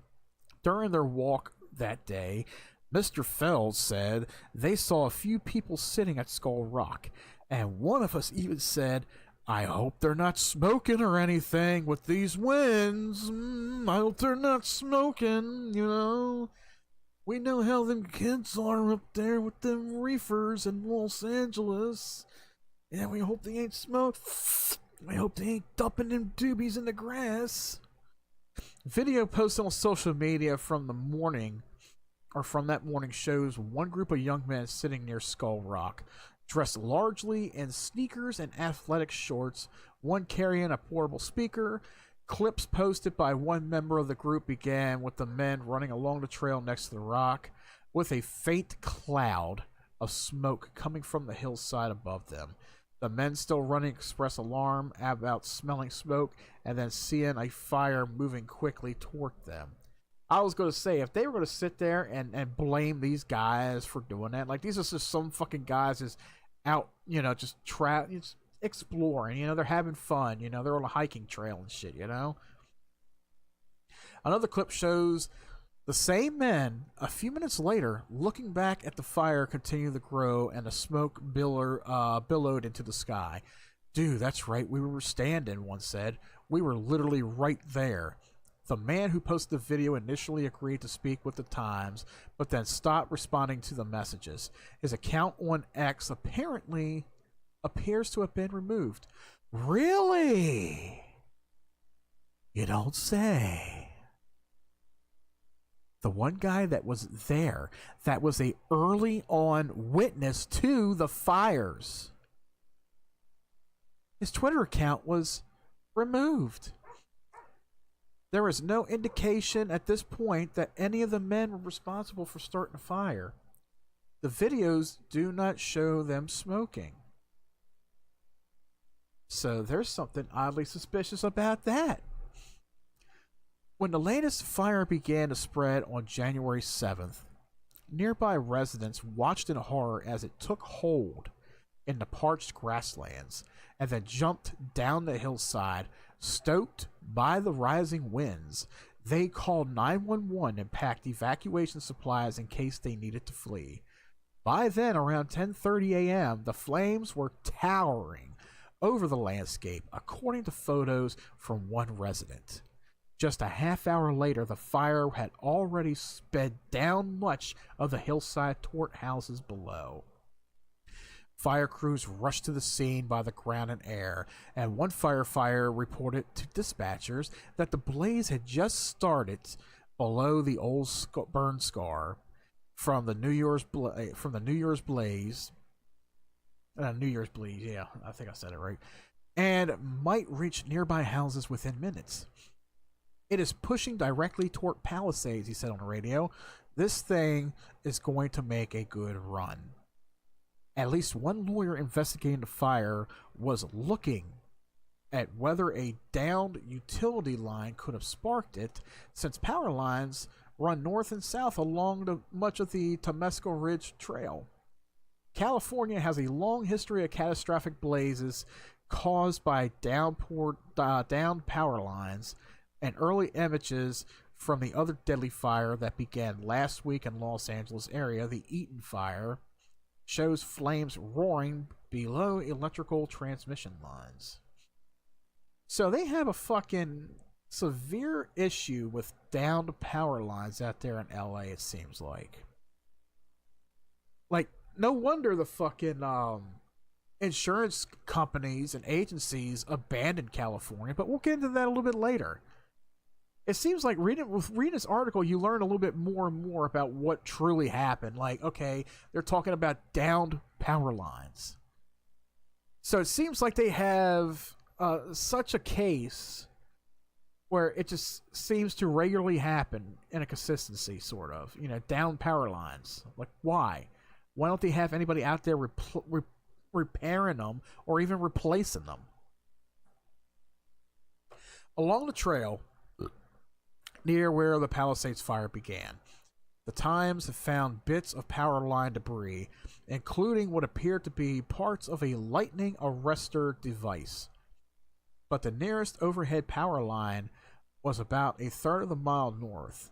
That line, which curves down from the trail and into the neighborhood, was extensively damaged from fire, but witness photographs show it was still intact soon after the fire began. The poles along the routes have a recent history, a tumultuous, I don't even know how to pronounce that word, but they do have a recent history. Many of them date back to the 1930s, and the Los Angeles Department of Water and Power initiated a project in 2019 to replace some of them with stronger metal structures.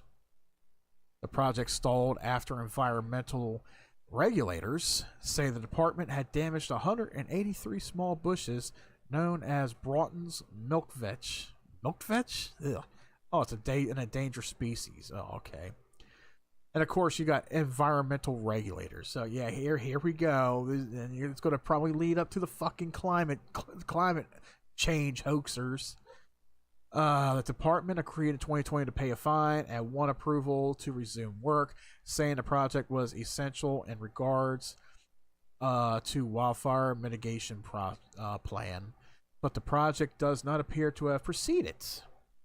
The Times review of the ridgetop showed many damaged and fallen utility poles along the trail heading north, an area that was consumed by fire, but not until a day after the blaze began. Investigators have made it clear that it could take time to reach firm conclusions about what caused the fire.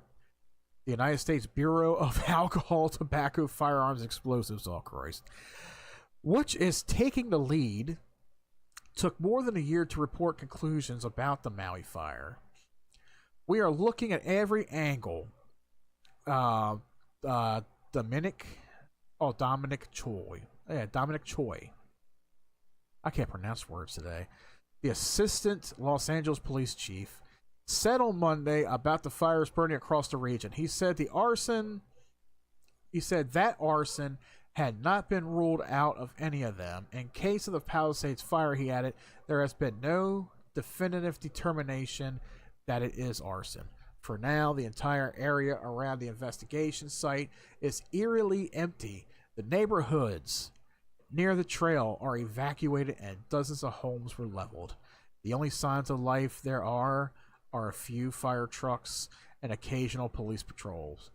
Further down the hillsides toward the ocean, there is utter devastation. Entire neighborhoods have been flattened. Their subdivisions now just a grid of ash. That is sad, though. More about the Los Angeles fires. At the ignition point in the hills above Pacific Palisades, there's a crime scene. Okay, yeah, that's just a few little minor notes to touch in on. Oh, wow. That truly is something. Just like right now, there are people that are making speculations as to seeing who may have started the fire, to see if it actually was arson, to see, because one speculation I saw where it claimed that there was some 50-some-year-old woman who was arrested and it was accused of being one of the arsonists or being an arsonist for that fire. And wouldn't you know it, what her title is? One of those climate change activists. Wow. There's been a lot of that going on lately. A lot of these idiots, these brain dead, fentanyl using, meth head, fucked in the head, mentally ill motherfuckers.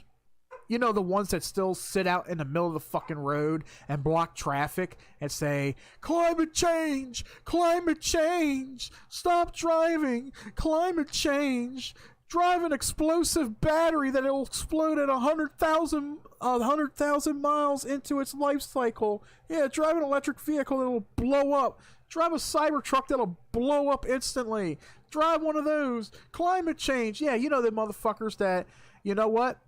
If I see them, I'm running the motherfucker over. I'm not getting out of my car to move them. Because you know what happens? You move them, they move right on back, or they're like, don't touch me, I'll sue you. I'll have you arrested for harassment. Yeah, well, you got one choice. Get the fuck out of my way or become roadkill. Because that's all I'm going to fucking give you. If you're somebody who's sitting in the middle of the road, chanting Kumbaya, holding a fucking LGBT fucking pride flag or a Black Lives Matter flag or a sign that says climate change, save the trees, you know what? If you're not going to fucking protest peacefully on the sidewalk and you're going to do it in the fucking road, like I say, move or be moved. Because if I'm going to fucking move you, I'm going to paint the road with your ass.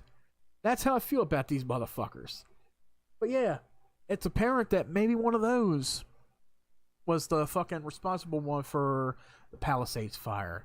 But then again, these environmentalists, they talk about how gas-powered vehicles are damaging the ozone, it's bad for the fucking planet and shit, and we should shut factories down and all. But yet, if it was one of them, they do not understand that causing a fire is a lot more hazardous, not just to the health of people. It's a lot more hazardous to the environment. But then again, these people are completely brain dead. They're all Democratic. They're all far left liberal. They're like fucking, it's like the fucking women. The women that fucking shave their heads and have 20 piercings in their face and wear dozens of mascara and shit. And they're like, oh, look at me. Oh, I want to be a man. Oh, climate change. Oh, vote for Kamala 2027. Oh, climate change. These are the motherfuckers. Like I said, if you're laying in the middle of the road and you're like, I'm not moving until you shut your car off. Oh, you're moving. You'll just be rolling under my fucking wheels as I'm driving on. Exactly. But I'm going to play some videos for you guys. And these are some sickening. It's fucking sickening. Like, some of them are actual... These are people that are actually speaking their mind, and then there's some other bullshit. Now, I was talking to Mel earlier today. And I live in Maryland. I live 10 minutes from the Francis Scott Key Bridge. If y'all remember hearing about that last year, where the that liner, that big drunken ship that was in the harbor, crashed into the bridge and collapsed it. Yeah, I live 10 minutes away from that. It was a truly devastating thing. It really was, and it really has affected the travel flow for a lot of people within the last year. I mean, right now it has gotten a little bit more steadier, even though it's still pretty heavy. But a lot of people that live on the other side of the bridge, you know, they got to find other means of getting home, which is rerouting themselves down the one highway, which is literally right up the street from me. You know, it's a fucking nightmare in the afternoon. That's why I hate traveling out in the afternoon, because you get stuck behind a bunch of idiots who don't know how to drive and shit. But yeah, let's just say within the past year, that's one thing that's happened, which is devastating to Maryland, but only in the Baltimore area. It was devastating for a little bit because for a while, the port was shut down. We weren't getting anything in. We weren't getting any new containers in for a little bit. There was millions of dollars lost each day that there wasn't any work, that there wasn't anything being brought in. Luckily, right now, they got the debris cleared, and you know, the ports are open again, and people are working again and bringing that money in and shit. You know, it's all... But still, it was a devastating event that happened. I went over that bridge a few times myself. In fact, I've used that bridge to go home one morning, and that was it. I have another way that I take home. You know, it's a pain in the ass sometimes, but it's quickest. But yeah, I took that bridge home one morning, only to find out, what, a month or two later, some fucking boat crashed into it, hit the pillar, and the whole bridge has collapsed. What the fuck was wrong with that, you know? So then fast forward to October, November. What happened in October, November? The hurricane hits. North Carolina and a couple other states were heavily impacted, and they are still suffering. People without homes and shit. The government didn't do jack shit to help them. They claimed they did, but you know what Kamala gave them? A one-time check to each family for $500 that they have to pay back at their taxes. They have to refund that money back to the government. That was just a borrowed incentive so they can get somewhere, slap in the fucking face. You know who helped those people down there in North Carolina? Trump. A lot of Trump supporters, or you call us MAGAs. Yeah, we helped each other out down there. A lot of people went down there, donated money. They've bought supplies for fucking people. I've heard people donated fucking campers and RVs so people could have homes down in North Carolina. What did the Biden administration do? Jack shit. What did FEMA do? Jack shit. It was a slap in the fucking face. Kamala gives them $500 fucking checks. What a stupid fucking cunt she was. And now you got the California fires, right? Oh. Listen to this video, guys. Let me know if this brings your piss to a boil. People affected by these fires are going to receive one-time payment of $770. One-time payment.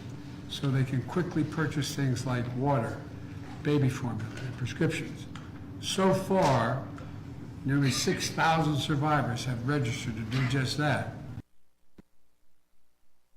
Biden announced that those who suffered in the Palisades fire are getting a one-time payment of $770.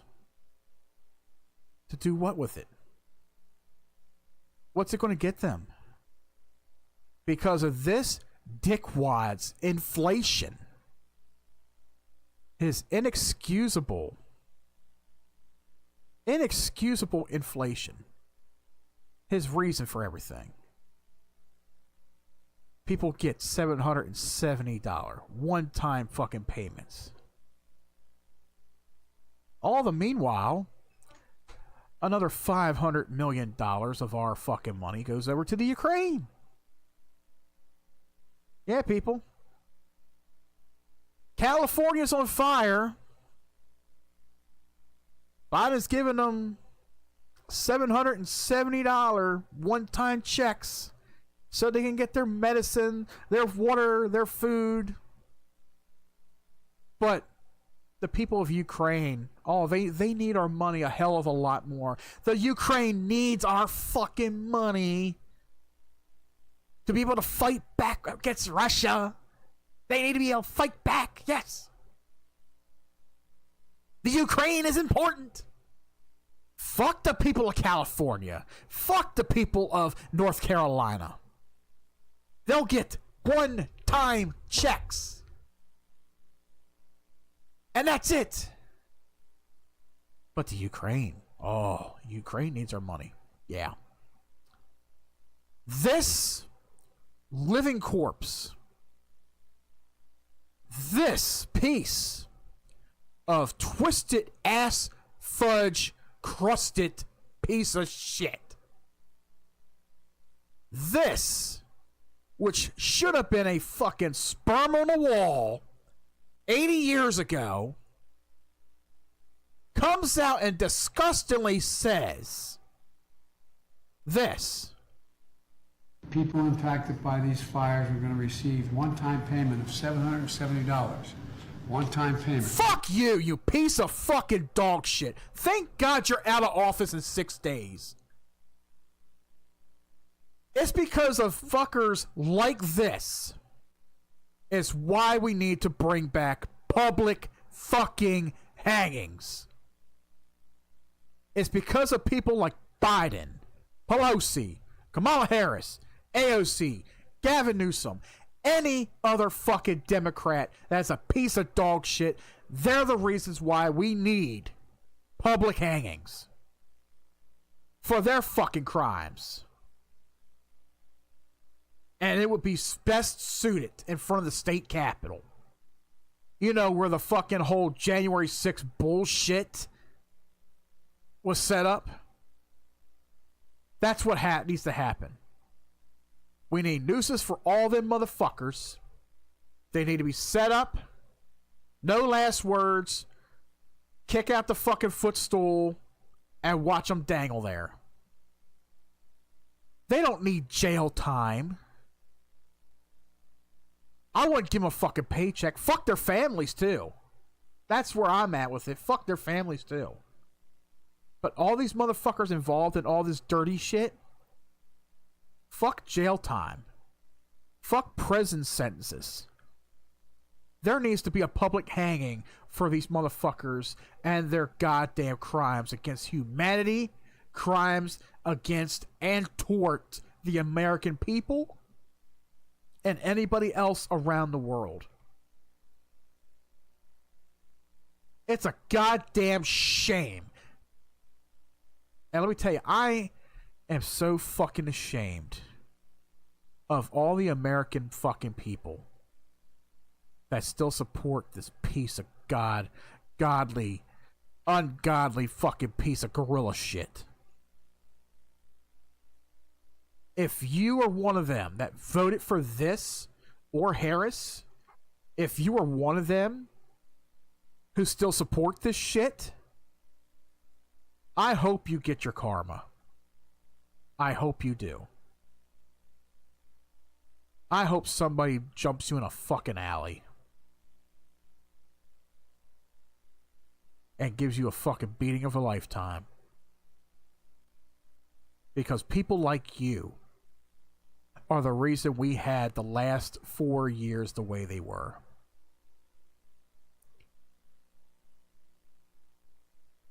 You let the fucking media spread horrible lies about Donald Trump. Donald Trump, who was the candy, the eye of the candy, or whatever the fucking saying is. He was, Trump was the fucking man back in the 80s and the 90s and early 2000s. Especially amongst the black community. You alright? Trump was everything. As soon as he ran for 2016,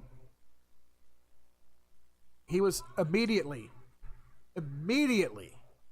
dubbed a racist because he was running for Republican president. Go figure. Let's move on with some other videos. Quite a few. I recently followed this guy right here. And he goes on to talk about the, I guess the big water tank or water reservoir out there in Palisades. So let's take a listen to that. Did you see that? It's outrageous. It turns out the reservoir that is in place in Southern California that could have helped out in fighting these out-of-control blazes was completely empty. It's still empty now. Millions and millions of gallons of water just not available. Let me give you the story from the LA Times, and keep in mind, if you like what I lay down every day, make sure you're following this channel. Pacific Palisades Reservoir was offline and empty when firestorm exploded. This is from the Los Angeles Times, written by Matt Hamilton. Story continues, a large reservoir in the Pacific Palisades that is part of the Los Angeles water supply system was out of use when a ferocious wildfire destroyed thousands of homes and other structures nearby. Officials told the Times that the Santa Ynez Reservoir had been closed for repairs to its cover, leaving 117 million gallons of water storage completely empty in the heart of the Palisades. The revelation comes among growing questions about why firefighters ran out of water while battling the blaze. Numerous fire hydrants in higher elevation streets of the Palisades went dry, leaving firefighters struggling with low water pressure as they combated the flames. Department of Water and Power officials have said demand for water during an unprecedented fire made it impossible to maintain any pressure to hydrants at high elevations. Had the reservoir been operable, it would have extended water pressure in the Palisades on Tuesday night, said former DWP General Manager Martin Adams, an expert in the city's water system, but only for a time. Quote, you still would have ended up with serious drops in pressure, Adams said in an interview Thursday. Would Santa Ynez Reservoir have helped? Yes, to some extent. Would it have saved the day? I don't think so. That answer sounds like kind of a cop-out to me. That's my opinion. The fact is 117 million gallons of water was not available. Instead of getting that, they got zero. So, of course, it would have made a huge difference. Can you believe this? Give me your thoughts on this. Should there be charges filed against people like Gavin Newsom and Karen Bass. This is outrageous, unnecessary, and should not have happened. Exactly. None of that should have happened, people. The water reservoir was drained dry right before it. But not only that, and I've read recently, and I think I got a video here somewhere talking about it, how State Farm and a lot of different insurance agencies packed up and left California. Yeah. There was a lot of insurance policies that were dropped right before the fucking fire. Well, then again, the same thing happened down in North Carolina. A lot of the agencies, they just packed up and left. And then what happened? The hurricane happened down in North Carolina. Nobody had insurance for that. Out here in California, the insurance companies left. They said, fuck this, we're not covering this shit anymore. And what happened? This happened. And not only that, they drained the water reservoir. That could have helped. They were talking about dams. Open up dams. They didn't want to do that. So where was LA's mayor at? Karen Bass. Where was she at? Well, all this was taking place, right? This bitch was over in Africa at some presidential inauguration for some African president over there. She was attending somebody's presidential inauguration while her home city is burning blaze. That's a hell of a Democratic leader right there, ain't it? Same thing with Gavin Newsom. Now, remember earlier when I said that Gavin Newsom wasn't for helping people in California with the fire? They were too worried about Trump. You gotta listen to this.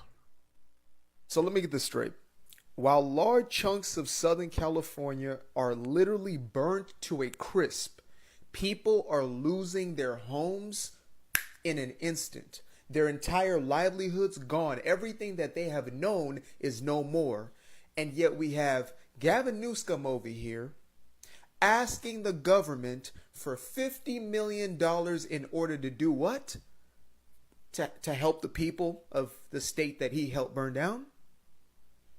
No. He's asking for $50 million in order to, quote unquote, combat Donald Trump. That's right. He's looking to anti-Trump or Trump-proof California before January 20th. Now imagine this.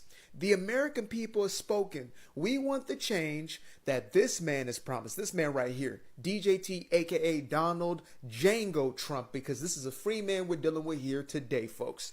This man right here, the evil menaces, the Joker himself, up to nothing but absolute, pure, unadulterated chaos, is more concerned with Trump-proofing a state which had 10 counties that flipped red, as opposed to focusing on what should matter.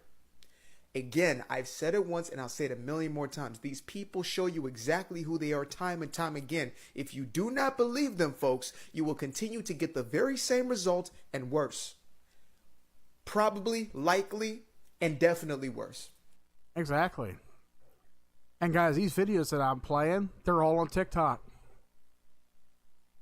This is video proof right here. These are not only opinions, but this is actual proof that's being shown and being exposed. Stuff that the media is not going to cover. Stuff you're not going to see on Facebook. You're not going to see this on YouTube. You're not going to see this on Instagram. TikTok is the one open platform that you will see this shit on. But yeah, that's right. This California piece of fucking raisin its shit, Gavin Newsom. He wants $50 million fucking dollars to Trump-proof California. Trump can save California. Trump can save this country. Gavin Newsom don't want that. Oh no. Gavin Newsom rather California continue to burn than Trump to help these people. Gavin Newsom is an evil, twisted piece of giraffe shit. Let's get on to the next bit. Oh, this one, it gets even funnier, guys. Listen to this.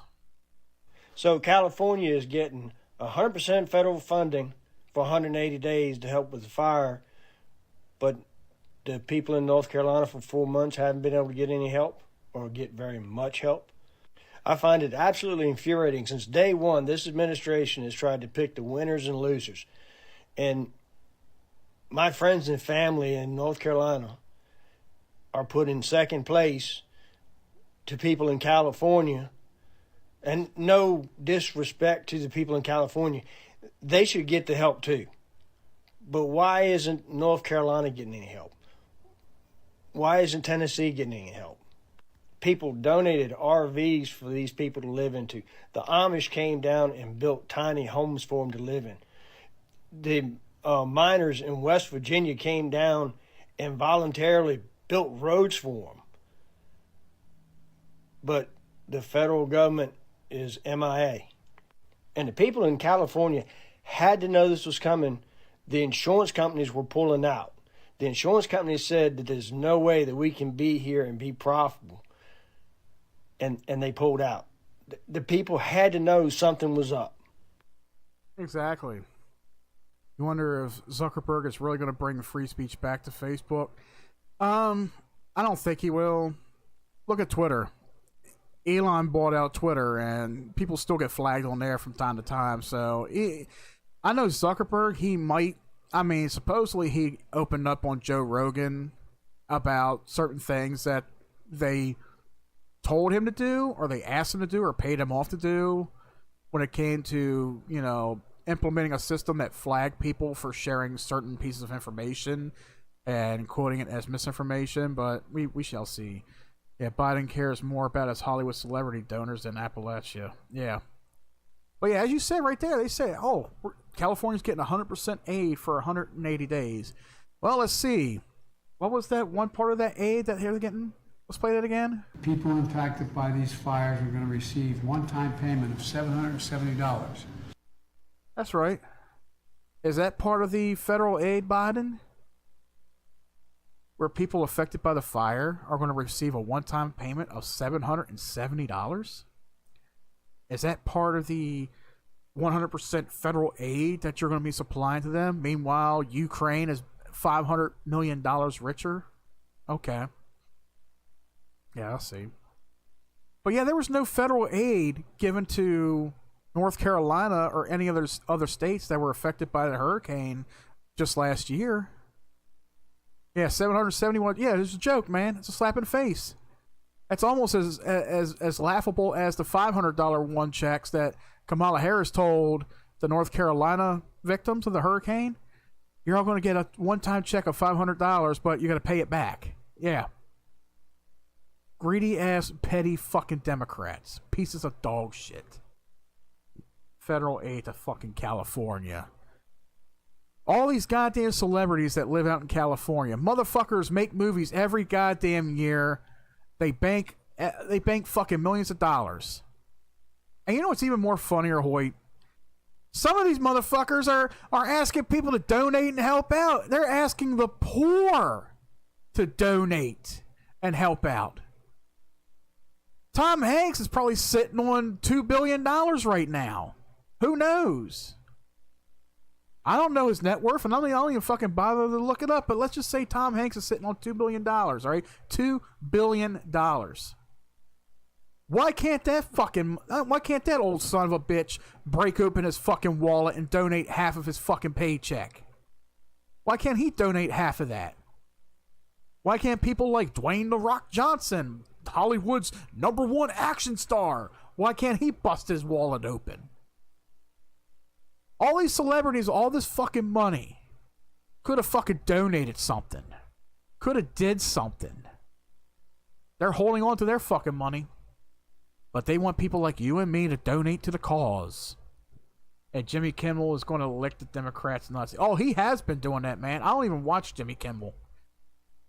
That motherfucker, he could fucking sink to the bottom of the Palisades River for all I fucking care. If there is a river out there. I don't give a fuck about Jimmy Kimmel or Jimmy Fallon. They're both big bitches on the internet. Fuck them both. But yeah, the fucking federal government provides aid for them. 100%. The celebrities can't do shit. But yet, what happened down in North Carolina? You had people coming from all states all around. You know, you had miners from West Virginia and all kind of shit. You had the Amish coming from the Amish country coming down and building little houses for these people. We were helping each other out. Where was the Biden administration?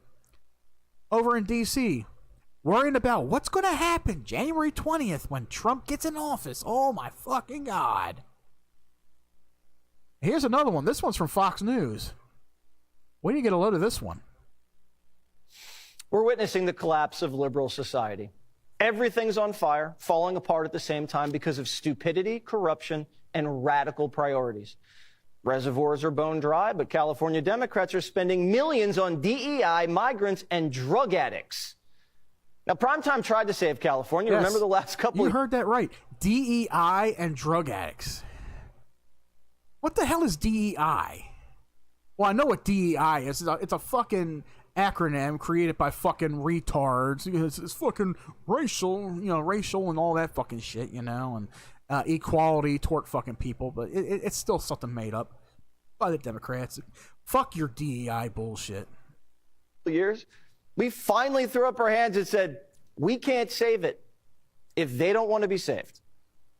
After 30,000 acres have been torched and the fire's still not contained, in the capital of Sacramento, they just called an emergency session to battle Trump. Is now the right time to have a special legislative session on allocating money to fight Trump in a way that you could already do without a special legislative session? That is sickening, guys. California is burning to the fucking ground.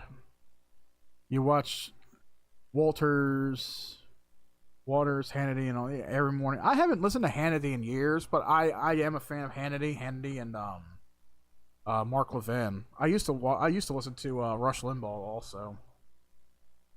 But yeah, this is a big fucking joke right here. Like, these motherfuckers, they're worrying about combating Trump, wanting to pay out money to combat Trump from California and shit. They're more worried about Trump than they are with the fucking thousands of lives out in California. It is truly fucking sickening.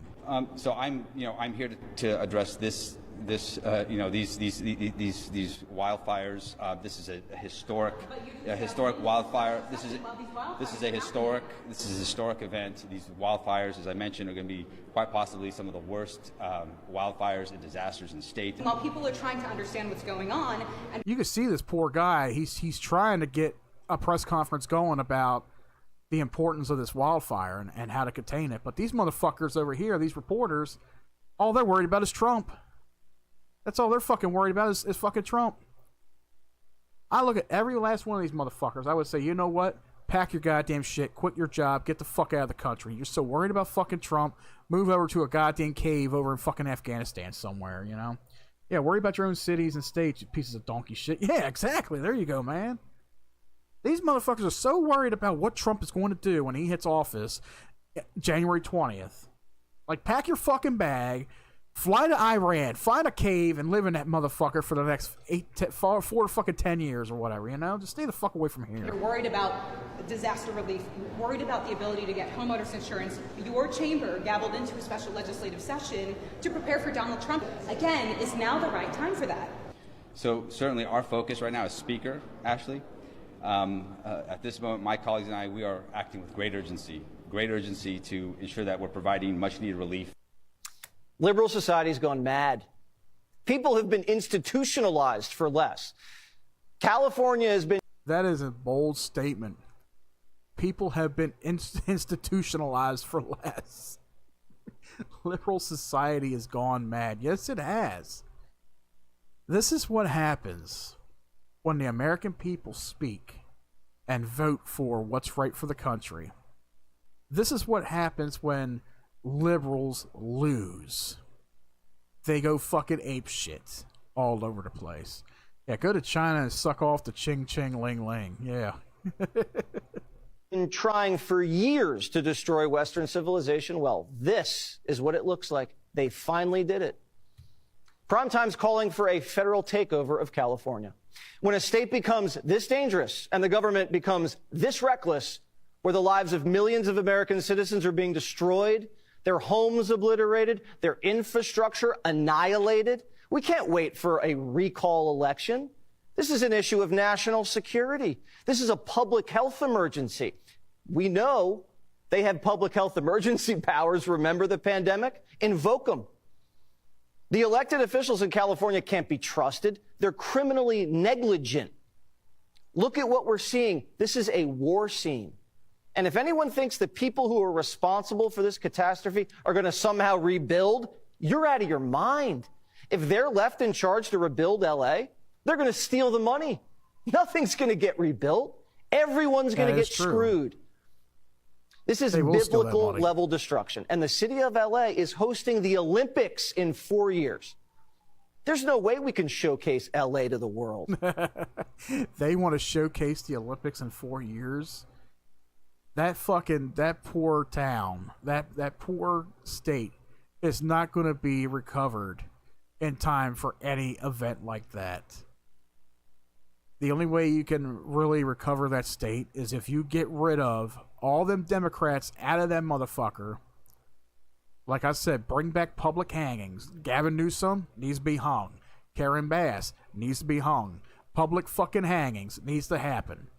Get some fucking conservatives or Republicans in there, fix the state up, get shit rebuilt properly where the money comes flowing in, make sure the money gets flowed in there properly and where it needs to go. We just need to get rid of the fucking Democratic Party altogether. Every motherfucker that's against Trump or anything that is pro-America either needs prison time or, won't happen, guarantee. Yeah, I know. A full federal takeover is needed. Invoke the Stafford Act. The state's overwhelmed. Martial law might have to be declared. Primetime praise for the poor people of LA and hope we can put out this fire before it's too late. You know what? He's right. Remember during the pandemic where some countries were talking about invoking martial law, saying that, if it becomes too bad in a certain area, we're going to have the military patrol your town and tell you that you can't come out of your fucking house, you can't go to work. If anybody in your house is infected, we're going to have to, take them somewhere and quarantine them for days or whatever. Remember that shit? Even Australia was under martial law at one point. There's movies out there that pretty much they were pretty much an example of what happened. The movie Outbreak with what the fuck was his name? Dustin Hoffman. Came out in the 90s, I think it was. Perfect example of what 2020 was. 2020, 2021. Remember that, guys? But right now, with what's going on in California, you need a takeover. You need to invoke martial law because this is a health crisis. It's gotten too fucking out of hand with this fire. You got a governor that doesn't give any fucking shits about California. All he cares about is deflecting Donald Trump. This is a motherfucker who has a severe hard-on for fucking Trump to hate this motherfucker every which way. Every which fucking way. And then here's a clip of my man Mel Gibson. Let me tell you guys something. I love his political stance. Mel Gibson, he has a hell of a library of movies under his belt. He has a lot of great movies. Love the guy. And just what he says in this interview about the LA fires is just, it's perfect. Just listen to this.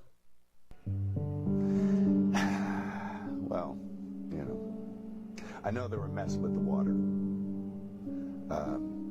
Letting reserves go for one reason or another. They've been doing that a while.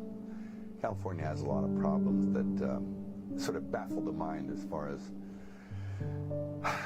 why they do things. And then in the events like this, you sort of look, well, is it on purpose? Which, it's an insane thing to think. But one begins to ponder whether or not there is a purpose in mind. What could it be, I don't know. Do they want the state empty? I don't know. That is a true statement that he made, though. What happened in Australia during that was just sad. I thought they thought they were big, tough motherfuckers. Yeah, no. But I know there was another thing that Mel Gibson said.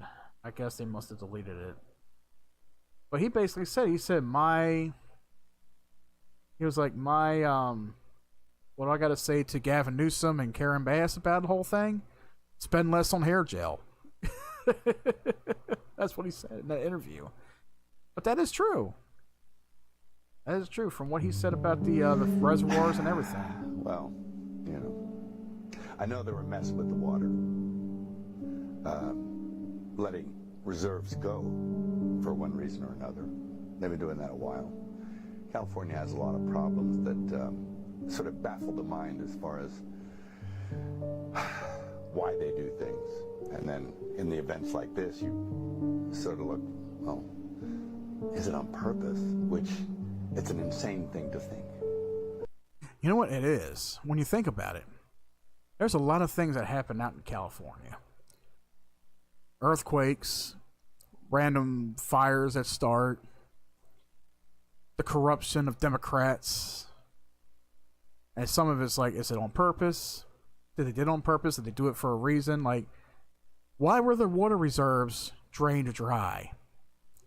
Why did insurance companies like Allstate pack up and leave and tell the people, we're not covering the state anymore. We're not covering this and that. We're leaving. Insurance companies abandoned people out there in California. And this was all done well before the fire started. So there's something suspicious for you right there. Here's another thing I'm going to play. And I think this is one of the firefighter chiefs. I think it is. It looks like a fucking woman. I think it is a woman who's shaved her head like a guy. I don't know. It's one of those fucking transistor lesbians. Have you seen the video? You probably have by now. I'm going to show it to you again in a second. Make sure you stay with me on this and make sure you're following as well. It's a piece of video of the assistant fire chief in L.A. talking about the importance of the person responding to the fire looking like the victim somehow. It doesn't make any sense to me, but that's what she said. I'll show you that video. This video was from before the fire started, but this gives you an idea of the thought process in that department. Here's what we know. The mayor of L.A. was in Ghana, in Africa, at some inauguration and did not come back immediately when she found out about the fires. We also know that that big reservoir that holds 117 million gallons has been offline and empty since February of last year. There's a lot of spin today pretending that's not true. It is true, as reported by the L.A. Times, not by me. And then, of course, you've got Gavin Newsom out there just complaining about misinformation instead of getting something done right. There's also been rumors that the fire chief met with the mayor, and the mayor wanted to fire the fire chief, but didn't. The chief is still on the job. But here's that video I talked about off the top here. And make sure that you spread this around. People need to understand why the fire department in that area of this country, in California, in L.A., is so messed up. You want to see somebody that responds to your house, your emergency, whether it's a medical call or a fire call, that looks like you. It gives that person a little bit more ease, knowing that somebody might understand their situation better. Is she strong enough to do this? Or, you couldn't carry my husband out of a fire. Which my response is, he got himself in the wrong place if I have to carry him out of a fire. That's Christine Larson. She is the assistant fire chief in L.A., still on the job today. Literally just talked about some sort of immutable characteristic that people have to have if they're responding to fires. And then, when asked about a woman taking a man out of a fire, her response is, if I have to carry you out of a fire, you got yourself in a place you shouldn't be. What? Nobody wants to be in the middle of a fire. What is she talking about? But this is the mentality. And the mentality hasn't changed. Right now, they're just playing damage control as the fires continue to ravage that area. Give me your thoughts. Make sure you share. I'm just in awe with that. I'm just in awe. There's a corrupt fire department out there in L.A. telling you that, hey, if you're a 200-pound man and I'm a firefighter woman and I can't carry you outside of the fire, you shouldn't have gotten your ass in there to begin with. Like, what? So are you saying that the Los Angeles Fire Department only responds to things that they can take care of? Like, they can't help certain people out of situations? But no, it's your fault you're in that situation. Yeah, okay. your house catches fire, you're stuck in there, it's your fucking fault that you're in there, you should have fucking done something to prevent the fire, why am I out here? That is the ideology. That is the exact thinking of liberal fucks out in LA. It is truly fucking disgusting. Sometimes I wonder if any big thing that happens in America or anywhere isn't set up. It's all set up, man. It all is. Right now, we are all in this one big sick fucking game. We're all being played. The announcer is the news. We're all being fucking played. We are all pawns, but right now, everybody's waking up. We're not the fucking liberal woke on the shit. Oh no, but we've been woken up from all this fucking shit. There's a lot of things that are going on. I'm going to play one more clip for you guys before I end today's show. And this is my man Charlie Kirk. What you are seeing in California is a sequence of decisions. This is not an act of God. This is the lack of action from man. Number one, the inability or the unwillingness to clean up the brush. Environmentalists say, no, you can't clean up the brush. You might disrupt a local rabbit. There might be a local grasshopper that will get offended. At the root of environmentalism is that human beings do not come first. Gavin Newsom, who should resign in disgrace for his handling of these fires, Gavin Newsom went out of his way to dismantle and pick apart 4 dams. And then, of course, number 3, which is that California has been the petri dish. California is where all of the diversity, equity, inclusion, critical race theory, LGBTQIA plus ideology has been festering. And it turns out when you need to fight a fire, it doesn't matter if your fire chief is gay, black, lesbian, trans. It matters whether or not you have a capable firefighting force. Turns out when you have to fight a fire and you prioritize things that don't matter above things that do matter, don't be shocked when your city burns to a crisp. Those are bold words from my man Charlie Kirk. He's right. Everything that is happening out there in LA, out there in California, is inexcusable. It is inexcusable with how these people are treating the situation, with how these people are responding to it. It is inexcusable with what is going on. You got all these Democrats. You got Karen Bass. You got Gavin Newsom. And anybody else. As I said before. Yeah, local grasshopper that gets offended. Yeah. Exactly. These environmentalists. Well, guess what? All those deer, all those little bunny rabbits out in California, well, I bet they're cooking nicely. I bet they're cooking up real nicely. I bet it smells like chicken out there in California right now with all that fucking shit. But as he said, yeah, human lives don't fucking matter anymore. Nobody cares about human lives. They don't care about the survival of humans or the safety of humans. These are motherfuckers that want something to burn, and they're letting it burn. It's not just one happy little fucking accident that got out of hand. If it got out of hand, they should have had the fucking shit. They should have had the tools to take it out with. But no. They have no fucking water there. You got Gavin Newsom who doesn't want to drain the dams. He don't want anything to go with it. He doesn't.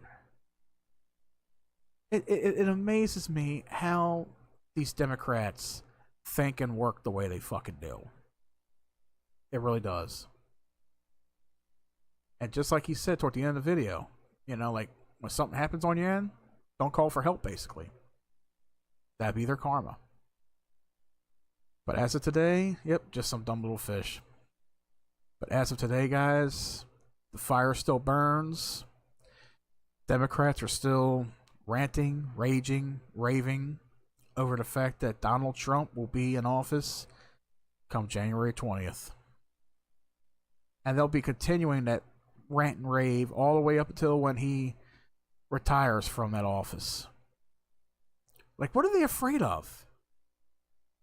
What are they afraid of? Losing their tyrant privileges? Their tyrant card? That was their freedom? Being a fucking tyrant? Running people's lives? Ruining people's lives? Pocketing fucking money that doesn't even belong to them? Fuck them Democrats. Come January 20th, everybody will see a difference within the next 4 years. Because Daddy Don is back home to stay, he's going to fix up the fuck up. That should be on a shirt right there, Hoyt. Fix up the fuck up. That's going to be a hashtag. There we go. And guys, that does it for today's episode of Tuned In Live. I don't know if anybody tuned in over there. Oh, MLK Day. Oh, really? So Trump gets inaugurated on Martin Luther King's birthday. On Martin Luther King Day. Holy shit. I forgot all about that, Hoyt. Damn. The leftist media is going to cry. Oh my God. They're going to be like, that's racist. He's getting inaugurated on Martin Luther King Day. Hey, Tony, what's up, man? Man, you should have been in here earlier, man. I covered a lot of stuff. I talked about the Palisades fire and shit, but if you want, you can listen to it after I close it out, man. But yeah, I went right into it, man. It was a bunch of stuff to even talk about. But yeah, I didn't know that. I forgot all about that. Martin Luther King Day is Monday, the same day that what's his name gets inaugurated. Oh, you're still working? Oh, okay. That's good seeing you here, Tony, as always, man. But yeah, guys, like I said, if you watched me on TikTok earlier, hey, good old TikTok. Banned the stream. Misinformation. Ooh, misinformation. I told the truth. Well, you know what? Here's what I say to fucking TikTok. Fuck you, and may the app disappear come next week. Oh, look, my appeal was not approved. Oh, coincidence. My appeal was not approved.